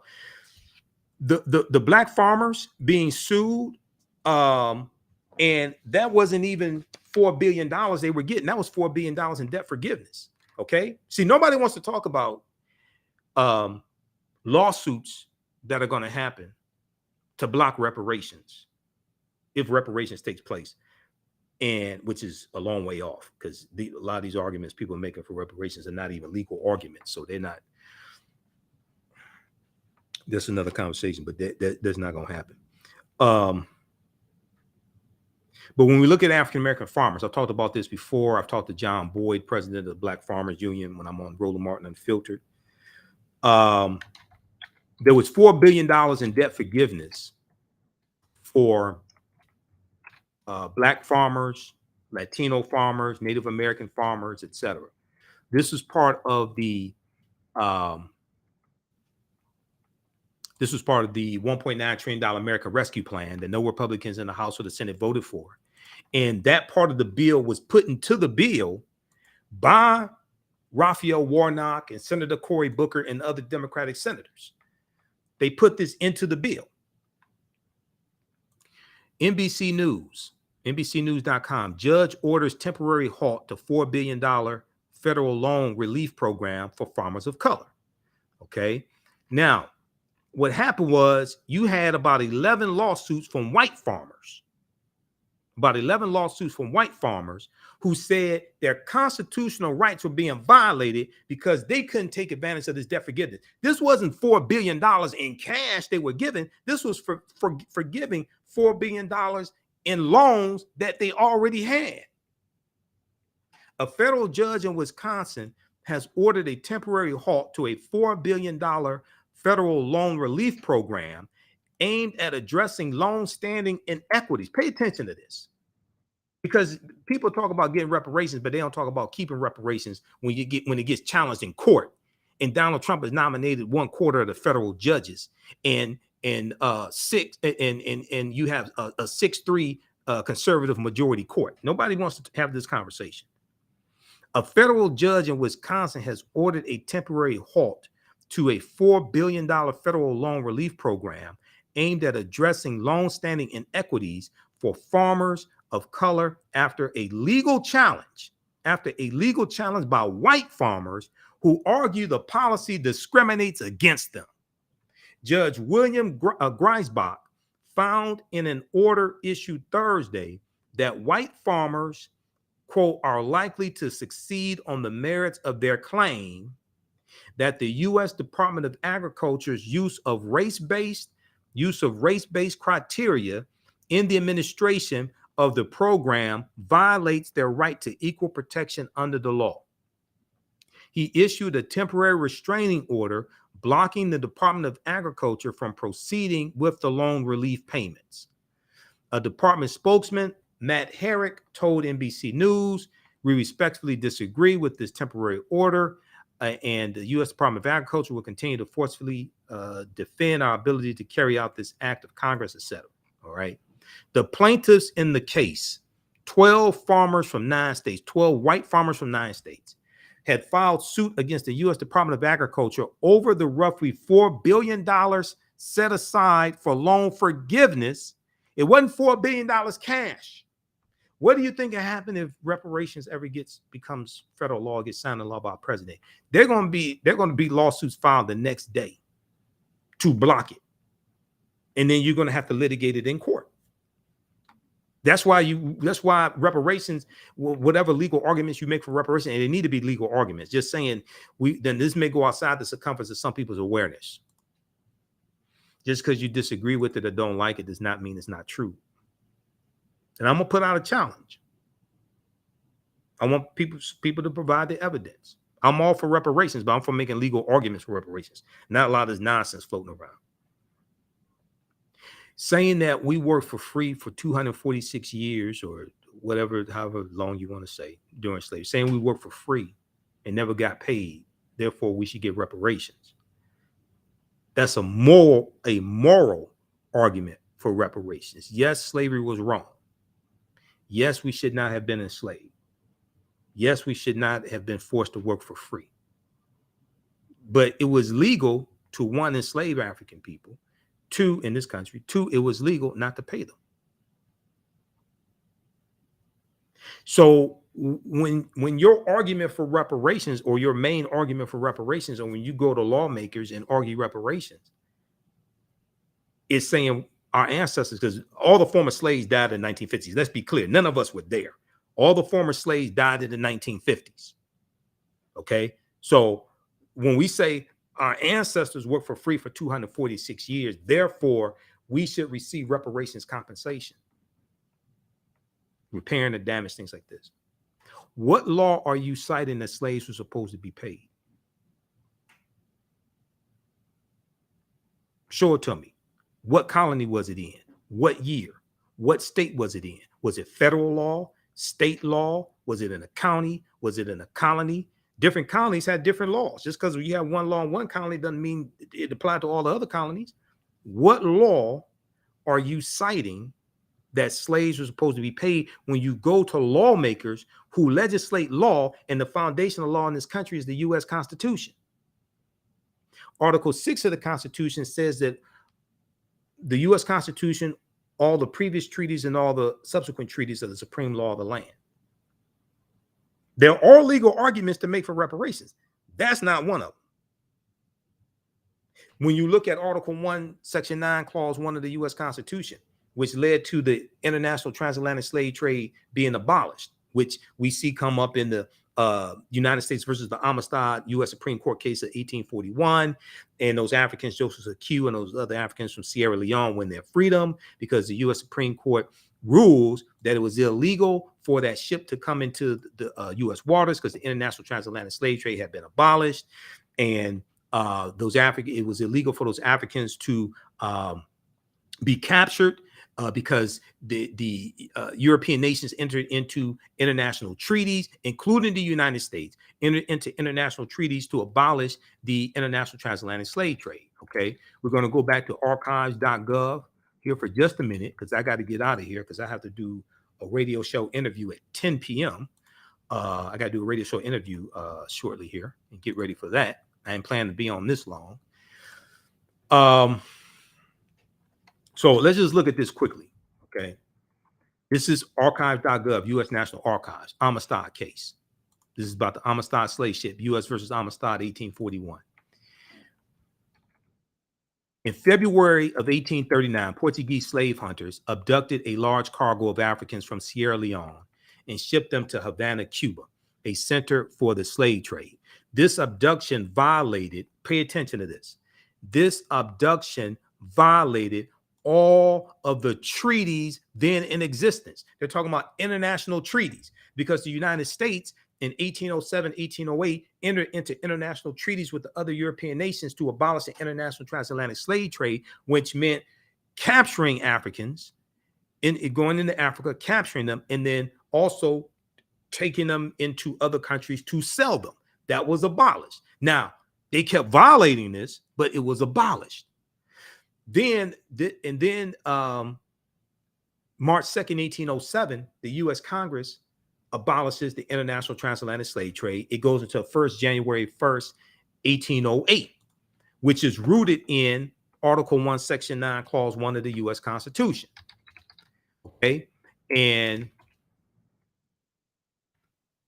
it stated that the earliest that the international transatlantic slave trade could be abolished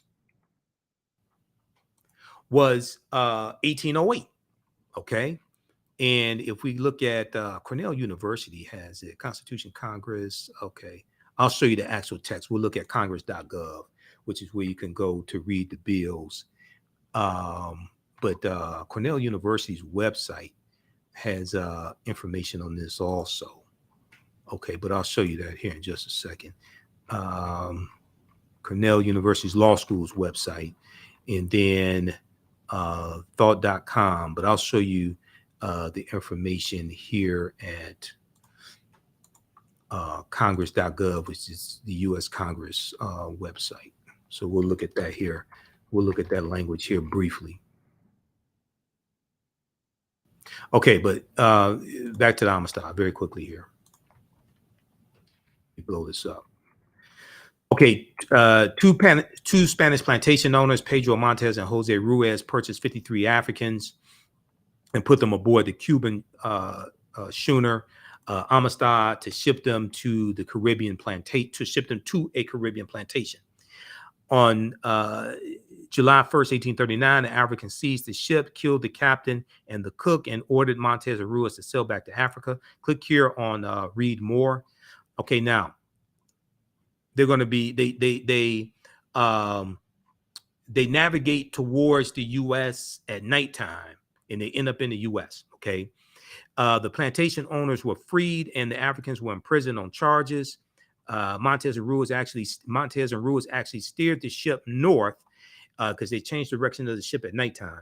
And on August 24th, 1839, the Amistad was seized. The Amistad was seized off Long Island, New York, by the U.S. brig called Washington, because it was illegal for slave ships to come in, and they had naval ships out on the waters at sea looking for slave ships because it was illegal. Although the murder charges were dismissed, the Africans continued to be held in confinement, and the case went to trial in the federal district court. Okay, so it ends up in the U.S. Supreme Court. All right, now I want to get to the ruling just for the sake of time. Abolitionists, okay, abolitionists helped them raise money, got them attorneys. John Quincy Adams, the former sixth president, was one of their defense attorneys. Let's see here. Supreme Court decided in favor of the Africans, stating they were free individuals kidnapped and transported illegally. They had never been slaves. Senior Justice Joseph Story wrote and read the decision. Quote, it was the ultimate right of all human beings in extreme cases to resist oppression and to apply force against ruinous injustice. The opinion asserted the Africans' right to resist unlawful slavery. The opinion asserted the Africans' right to resist unlawful slavery. The court ordered the immediate release of the Amistad Africans. The 35 survivors were returned to their homeland. The abolitionists had to raise money for them to send them back because they were not awarded money in court, but they were awarded their freedom. The reason why they were set free is largely based upon Article 1, Section 9, Clause 1 of the U.S. Constitution, okay, which leads to the international transatlantic slave trade being abolished March 2nd, 1807 by the U.S. Congress. If we look here at the U.S. Constitution, migration or importation clause. This is Article 1, Section 9, Clause 1. The migration or importation of such persons as any of the states now exists shall think proper to admit shall not be prohibited by the Congress prior to the year 1808, but a tax or duty may be imposed on such importation not exceeding $10 for each person. Okay, so 1808, that's 1808. That's the earliest it could be abolished. But a tax or duty may be imposed on such importation not exceeding $10 for each person as well. Okay, so this was 1787. The Philadelphia Convention is voted on and ratified in 1788, the U.S. Constitution. It's abolished in January 1st, 1801. January 1st, 1808.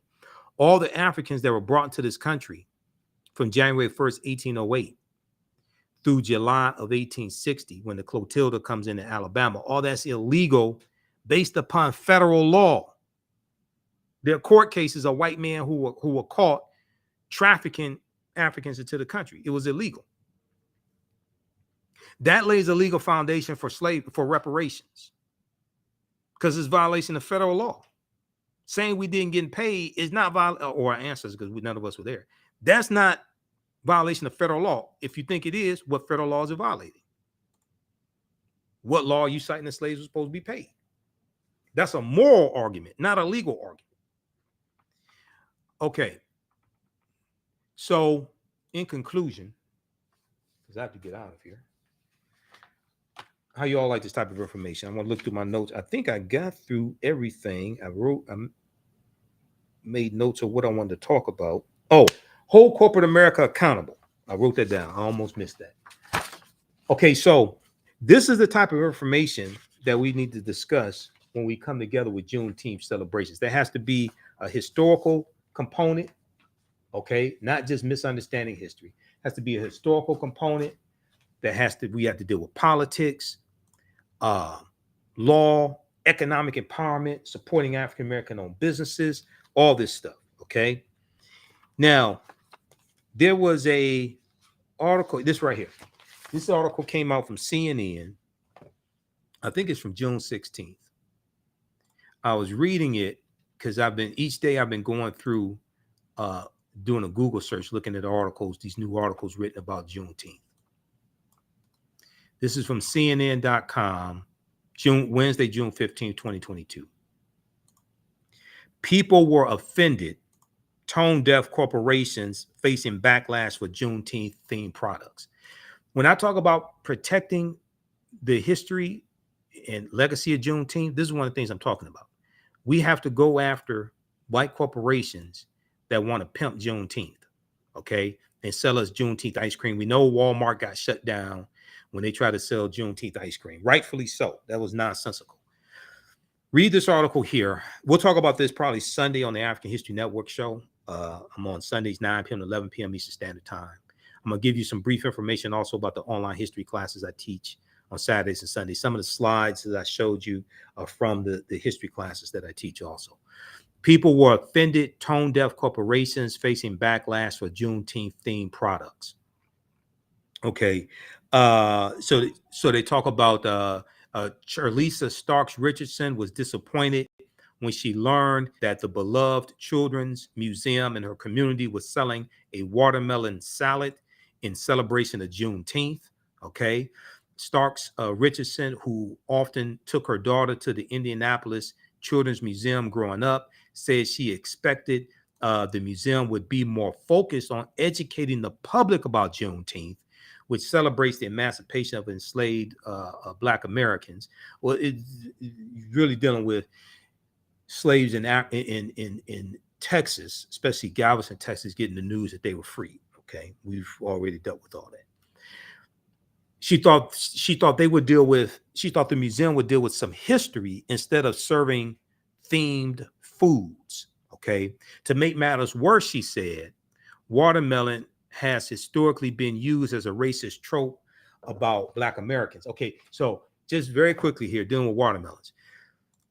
There was a broadcast I did a few years ago that dealt with how, first of all, watermelons come from ancient Egypt, going back to about 5,000 years ago, number one. Okay.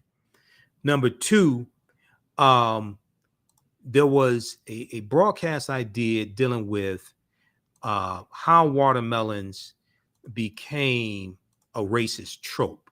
Okay. And it dealt with after slavery ended. And I'm going to see if I could pull this up. Watermelon stereotype. It dealt with after slavery ended and how during slavery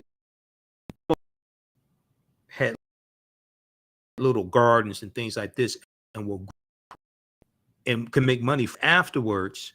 That was one of the main crops we were selling, and then it became a racist trope. It became let me see this article here. They want me to sign up for another subscription. Too many subscriptions. Okay, let's see here.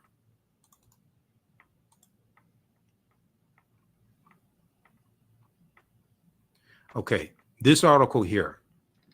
This is one of the articles I cited a few years ago when I talked about watermelons and how it became a racist trope.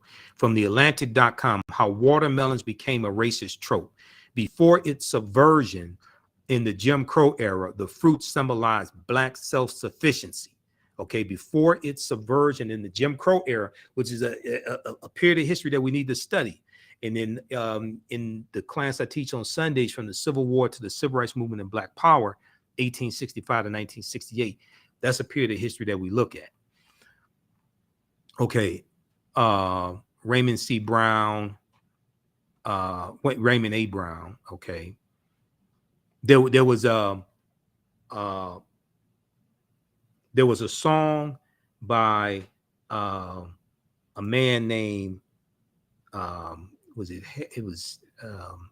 Harry C. Brown. Harry C. Brown, 1916, Columbia Records. N-word, love a watermelon, ha ha ha. It's on YouTube. Go listen to it. N-word. This is one of the attacks in watermelon being a racist trope. That song, N-word, love a watermelon, ha ha ha, recorded on Columbia Records by Harry C. Brown, became a big hit in America, and it was making fun of African Americans and us eating watermelon. But white people eat watermelon also. It's not a problem for white people to eat watermelon, just for us. Okay, let's look at this here. Do I have it up? We need to close out one of these articles.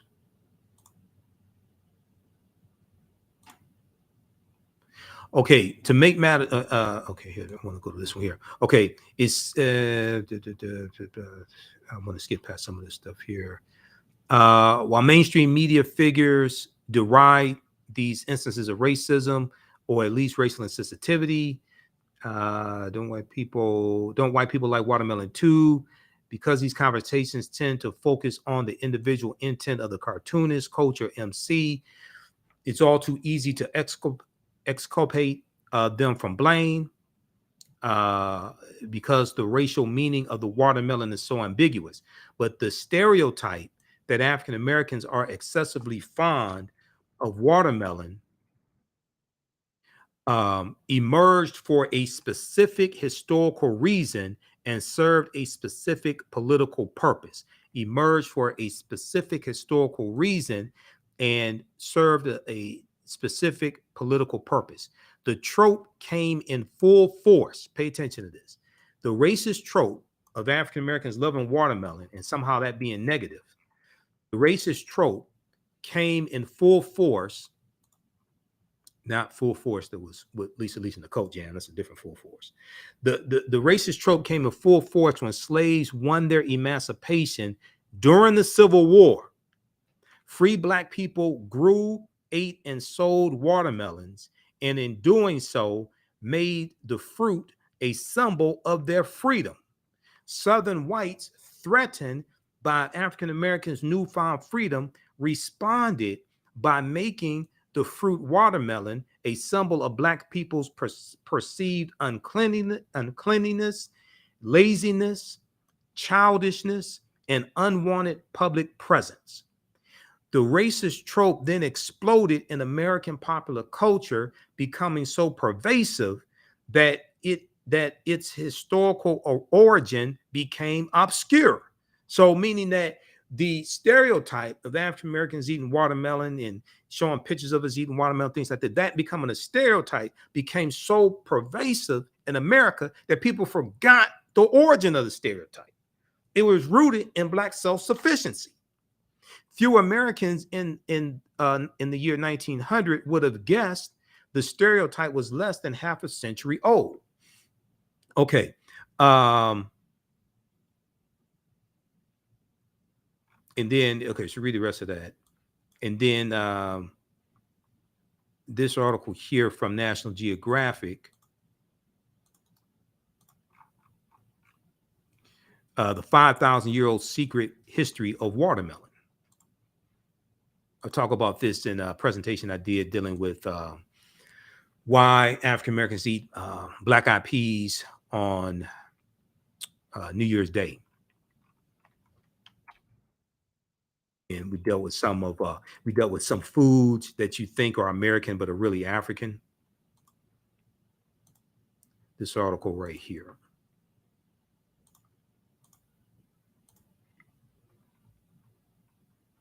The 5,000-year secret history of the watermelon. This is from nationalgeographic.com. Ancient Hebrew texts and Egyptian tomb paintings reveal the origins of the summertime fruit. Reveal the origins of the summertime fruit. 5,000 year transformation. The history has been screwed up, says Paris, who places the blame on generations of taxonomists stretching back to the 18th century. Even the name for the modern watermelon, Citrellus lanitus, is wrong. Lanitus means hairy, H-A-I-R-Y in Latin, and was originally the name applied to the fuzz-covered citron melon. Okay, the citron melon, which grows in southern Africa, is one popular candidate for the watermelon's ancient ancestor, but Paris is doubtful. He's found evidence that the Egyptians began growing watermelon crops around 4,000 years ago, which predates farming in southern Africa. Or I'm not sure which timeline they're looking at, but okay. So read this article here. But we're talking about watermelons dating back 5,000 years ago in ancient Egypt.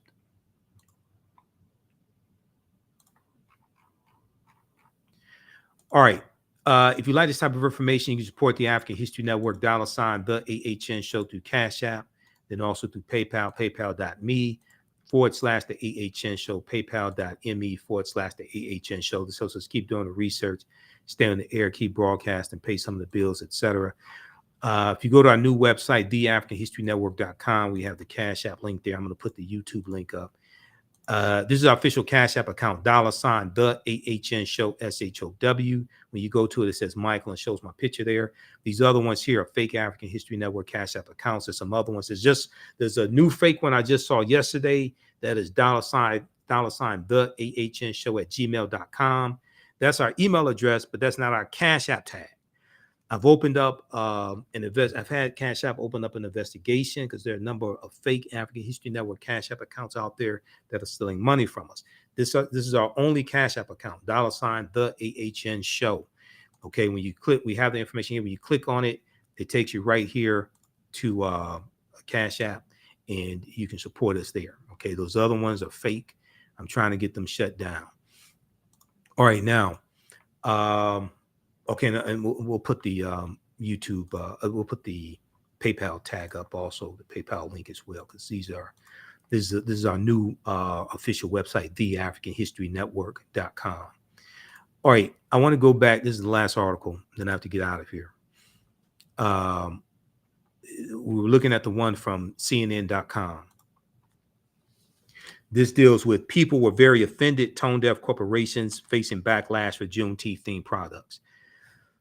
This is the type of conversation that we need to have at Juneteenth celebrations, sharing this type of information and organizing, political education, political organizing, understanding law, history, economic empowerment. Okay.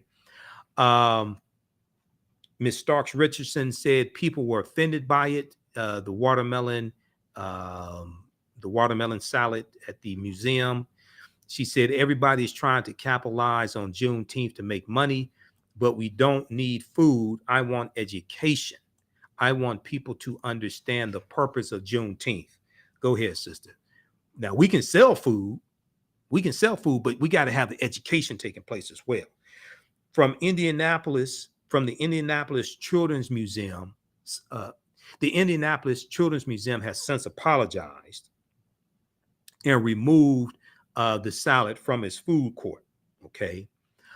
In a statement, the museum said it routinely relies on a food vendor to create thematic menu items, and that the inappropriate name and label on the salad was not reviewed by museum staff. Okay. Other organizations and major retailers are receiving backlash for attempts to monetize Juneteenth with new products since President Joe Biden signed a bill declaring it a national holiday last year. Aren't there enough national holidays, enough stuff up there for white corporations to pimp? Don't they have enough out there to pimp that they don't have to do that to Juneteenth? I'm just saying. But this is why we have to correct the history and protect the history of Juneteenth. From the Indianapolis Children's Museum's watermelon salad to Walmart swirled red velvet and cheesecake flavored ice cream to Dollar Tree's Pan-African themed plates and napkins, inclusion experts say corporations are missing the mark. Inclusion experts, and I made a note of this to talk about this. Inclusion experts are saying that corporations are missing the mark with Juneteenth by failing to provide any historical context with these items. The companies don't appear to have considered how they could promote stereotypes or offend Black people, experts say, because they ain't consult with African Americans. Okay. Some social justice activists also insist the efforts are more performative than genuine and don't address the systemic inequalities that demonstrators marched for in 2020 after the death of George Floyd and Breonna Taylor, etc. See, this goes to policy. We have to leverage Juneteenth being a federal holiday to educate people, also educate people on policies that are beneficial for African Americans. And if it's beneficial for us, it's beneficial for America. But then this also relates to who we vote into public office. Now, and not just who African Americans vote in public office, but Americans in general. Because Juneteenth is a federal holiday, and Juneteenth deals with not just African American history, it deals with American history. Because last time I checked, slavery was sanctioned by the U.S. Constitution. Among the issues were police violence against Black people, voting rights, and reparations. Okay. Now, you ain't making legal arguments for reparations. You need to learn how to make legal arguments for reparations. You need to talk to me on this, or Dr. Carl Mack and some others.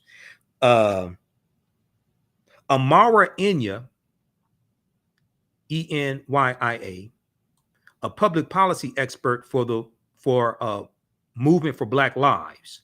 And you don't have to agree with any of these organizations, but they are making, some of what they're saying is making sense. She said that the Juneteenth product lines are tone deaf and devoid of any real impact. Now,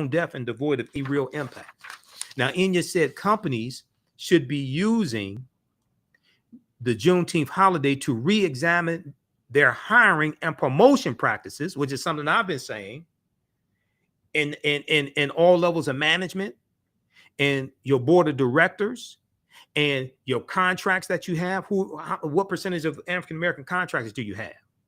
Okay, what percentage of your profits do you put in Black-owned banks? These are conversations that we have with corporations that want to pimp Juneteenth. We need to have these conversations with all corporations we spend dollars with, but especially those that want to sell Juneteenth products. Their hiring and promotion practices to ensure they are being more inclusive of Black applicants and employees. But we're talking about senior level management. We're talking about executive management. We're talking about contractors. What percentage of your advertising dollars are you spending with Black-owned media, radio stations, TV stations, thegrio.com, online platforms, things like this? How many African-American owned advertising agencies are you using? See, that is redirecting dollars that we spend with corporate America, redirecting that to African-American owned businesses. That's one of the ways to grow African-American owned businesses, so they can scale up and hire more people and have more resources, as opposed to 95% of our businesses having one employee, the owner. Quote, what people are demanding is not a new ice cream flavor or a new salad or any other symbolic gesture that really is just about generating profit for a commercialized holiday, Amara Enya said. What Black folks have been demanding are structural and systemic changes to the systems in this country that have been harmful and oppressive. These are the conversations we have to have during Juneteenth, and those conversations have to then lead to action. This is a time for political organizing. This is a time for political organizing. Yes, we can have the celebrations and the cookouts and things like this, but you got to have some substance: history, politics, law, economic empowerment. Some experts say the Juneteenth themed foods and products show corporations are suddenly trying to commercialize a holiday that African Americans have celebrated since June 19th, 1865. Well, really, we know 1866, they really started celebrating it annually. But we've been celebrating it since 1866. Commercialize a holiday the Black Americans have celebrated since June 19th, 1865, when Union Major General Gordon Granger announced the end of, it wasn't the end of slavery in Galveston, Texas, Lord, please. It wasn't that's when they got the news. Okay, that wasn't the end of slavery in Galveston, Texas. That wasn't the end of slavery in Texas. He did go into Galveston. He went throughout Texas delivering it. That wasn't the end of slavery, in accordance with Abraham Lincoln's Emancipation Proclamation. Now, across the U.S., African-American families who honor the holiday traditionally host cookouts, music festivals, like the parade and 3-day music festival they have in Atlanta that I go to sometimes, and I'm a speaker there, prayer services and rodeo events. Some also indulge in red food and drink, which represents the bloodshed during enslavement, especially the red food, the bloodshed during enslavement. Now, Stephanie Leonard, an assistant professor of management at Howard University, who specializes in workplace diversity, equity, and inclusion, said corporations should not be profiting off the culture of marginalized groups. Go ahead, Stephanie. See, this is what I'm talking about. This is why we have to correct the history of Juneteenth and protect the history and legacy of Juneteenth. I said last year, we need to go after any of these corporations that want to pimp Juneteenth and sell Juneteenth products and all this stuff. Because traditionally, for Juneteenth, you had Black-owned vendors, Black businesses, things like this, doing business and being represented at Juneteenth festivals and things like this. And now white corporate America is going to come in and pimp Juneteenth, and they're not going to do systemic changes, okay, in their hiring practices and who gets contracts and where you put your money and where you spend your advertising dollars, things like this. You just want to pimp Juneteenth, make more money? No. Especially when Stephanie Leonard goes on to say, especially when they don't have a track record of supporting and being inclusive of those communities that they're trying to pimp. Go ahead, sister. See, that's what I'm talking about. Corporations, she said, can be more thoughtful in how they honor Juneteenth by doing more research and appointing a Black-led committee, appointing a Black-led committee that is invested in educating the public about the holiday. Juneteenth is an opportunity to give America the massive history lesson that it needs. At the same time, it's a history lesson that Republicans are passing laws in state legislatures to keep this history to varying degrees from being taught in schools K through 12. Stephanie Leonard said she called it tokenism. She called it tokenism when companies rely solely on 1 or 2 Black employees to decide how Juneteenth should be marked. She said it's tough for organizations to put forth an ice cream or watermelon salad without having done the work prior. It's tough for organizations to put forth an ice cream or watermelon salad when they have not done the prior work, because it just comes off as performative, as a last ditch effort. It just comes off as performative, as a last ditch effort. It does not come off as this organization values its Black employees or values its Black customers. So we know last month Walmart got blasted for having the ice cream and things like that. They took it off the shelf and apologized that they got blasted on social media. Now, one critic accused Walmart of capitalizing on Black culture and said the retailer can better honor Juneteenth by promoting products by Black-owned brands. Walmart later apologized for the ice cream and removed it from their shelves, rightfully so. Quote, Juneteenth holiday marks a celebration of freedom and independence. Walmart spokesperson said African Americans were not independent. It is a celebration of freedom. We still not independent because about 95% of about close to 98%, 97, 98% of African Americans primarily work for white people. You may have a side business, but that ain't what's paying all the bills. It's primarily work for white people. Okay. So I'm not criticizing African Americans who work for white people. You need that because our dollars finance those companies. Our dollars pay for the stock purchase plans, pay for the healthcare plans, pay for all the benefits they get. The dollars we spend with those corporations, we need to work for those corporations to take advantage of that. But also we need to scale up and redirect those dollars that we get from white businesses that we work for, redirect a greater percentage of those dollars to African American owned businesses. However, we received feedback that a few items caused concern for some of our customers, and we sincerely apologize. We're reviewing our assortment and will remove items as appropriate. Okay, now, lastly here, okay, Dollar Tree faced criticism on social media when it shared a post about Juneteenth product line that included plates, cups, napkins in Pan-African colors, red, black, and green, with the word "Celebrate Freedom." Now, Lauren Tucker, an inclusive leadership consultant, said major corporations are not giving Juneteenth the thought, research, and care it deserves. Lauren Tucker compared products to companies simply checking a box that says they recognized the holiday. Selling red foods without providing historical context shows the retailers really don't understand the meaning behind this commemoration, Lauren Tucker said. Absolutely correct. Quote, these are meaningful in terms of articulating both the pain and suffering of Black Americans, African Americans, but also the celebration of freedom, Lauren Tucker said.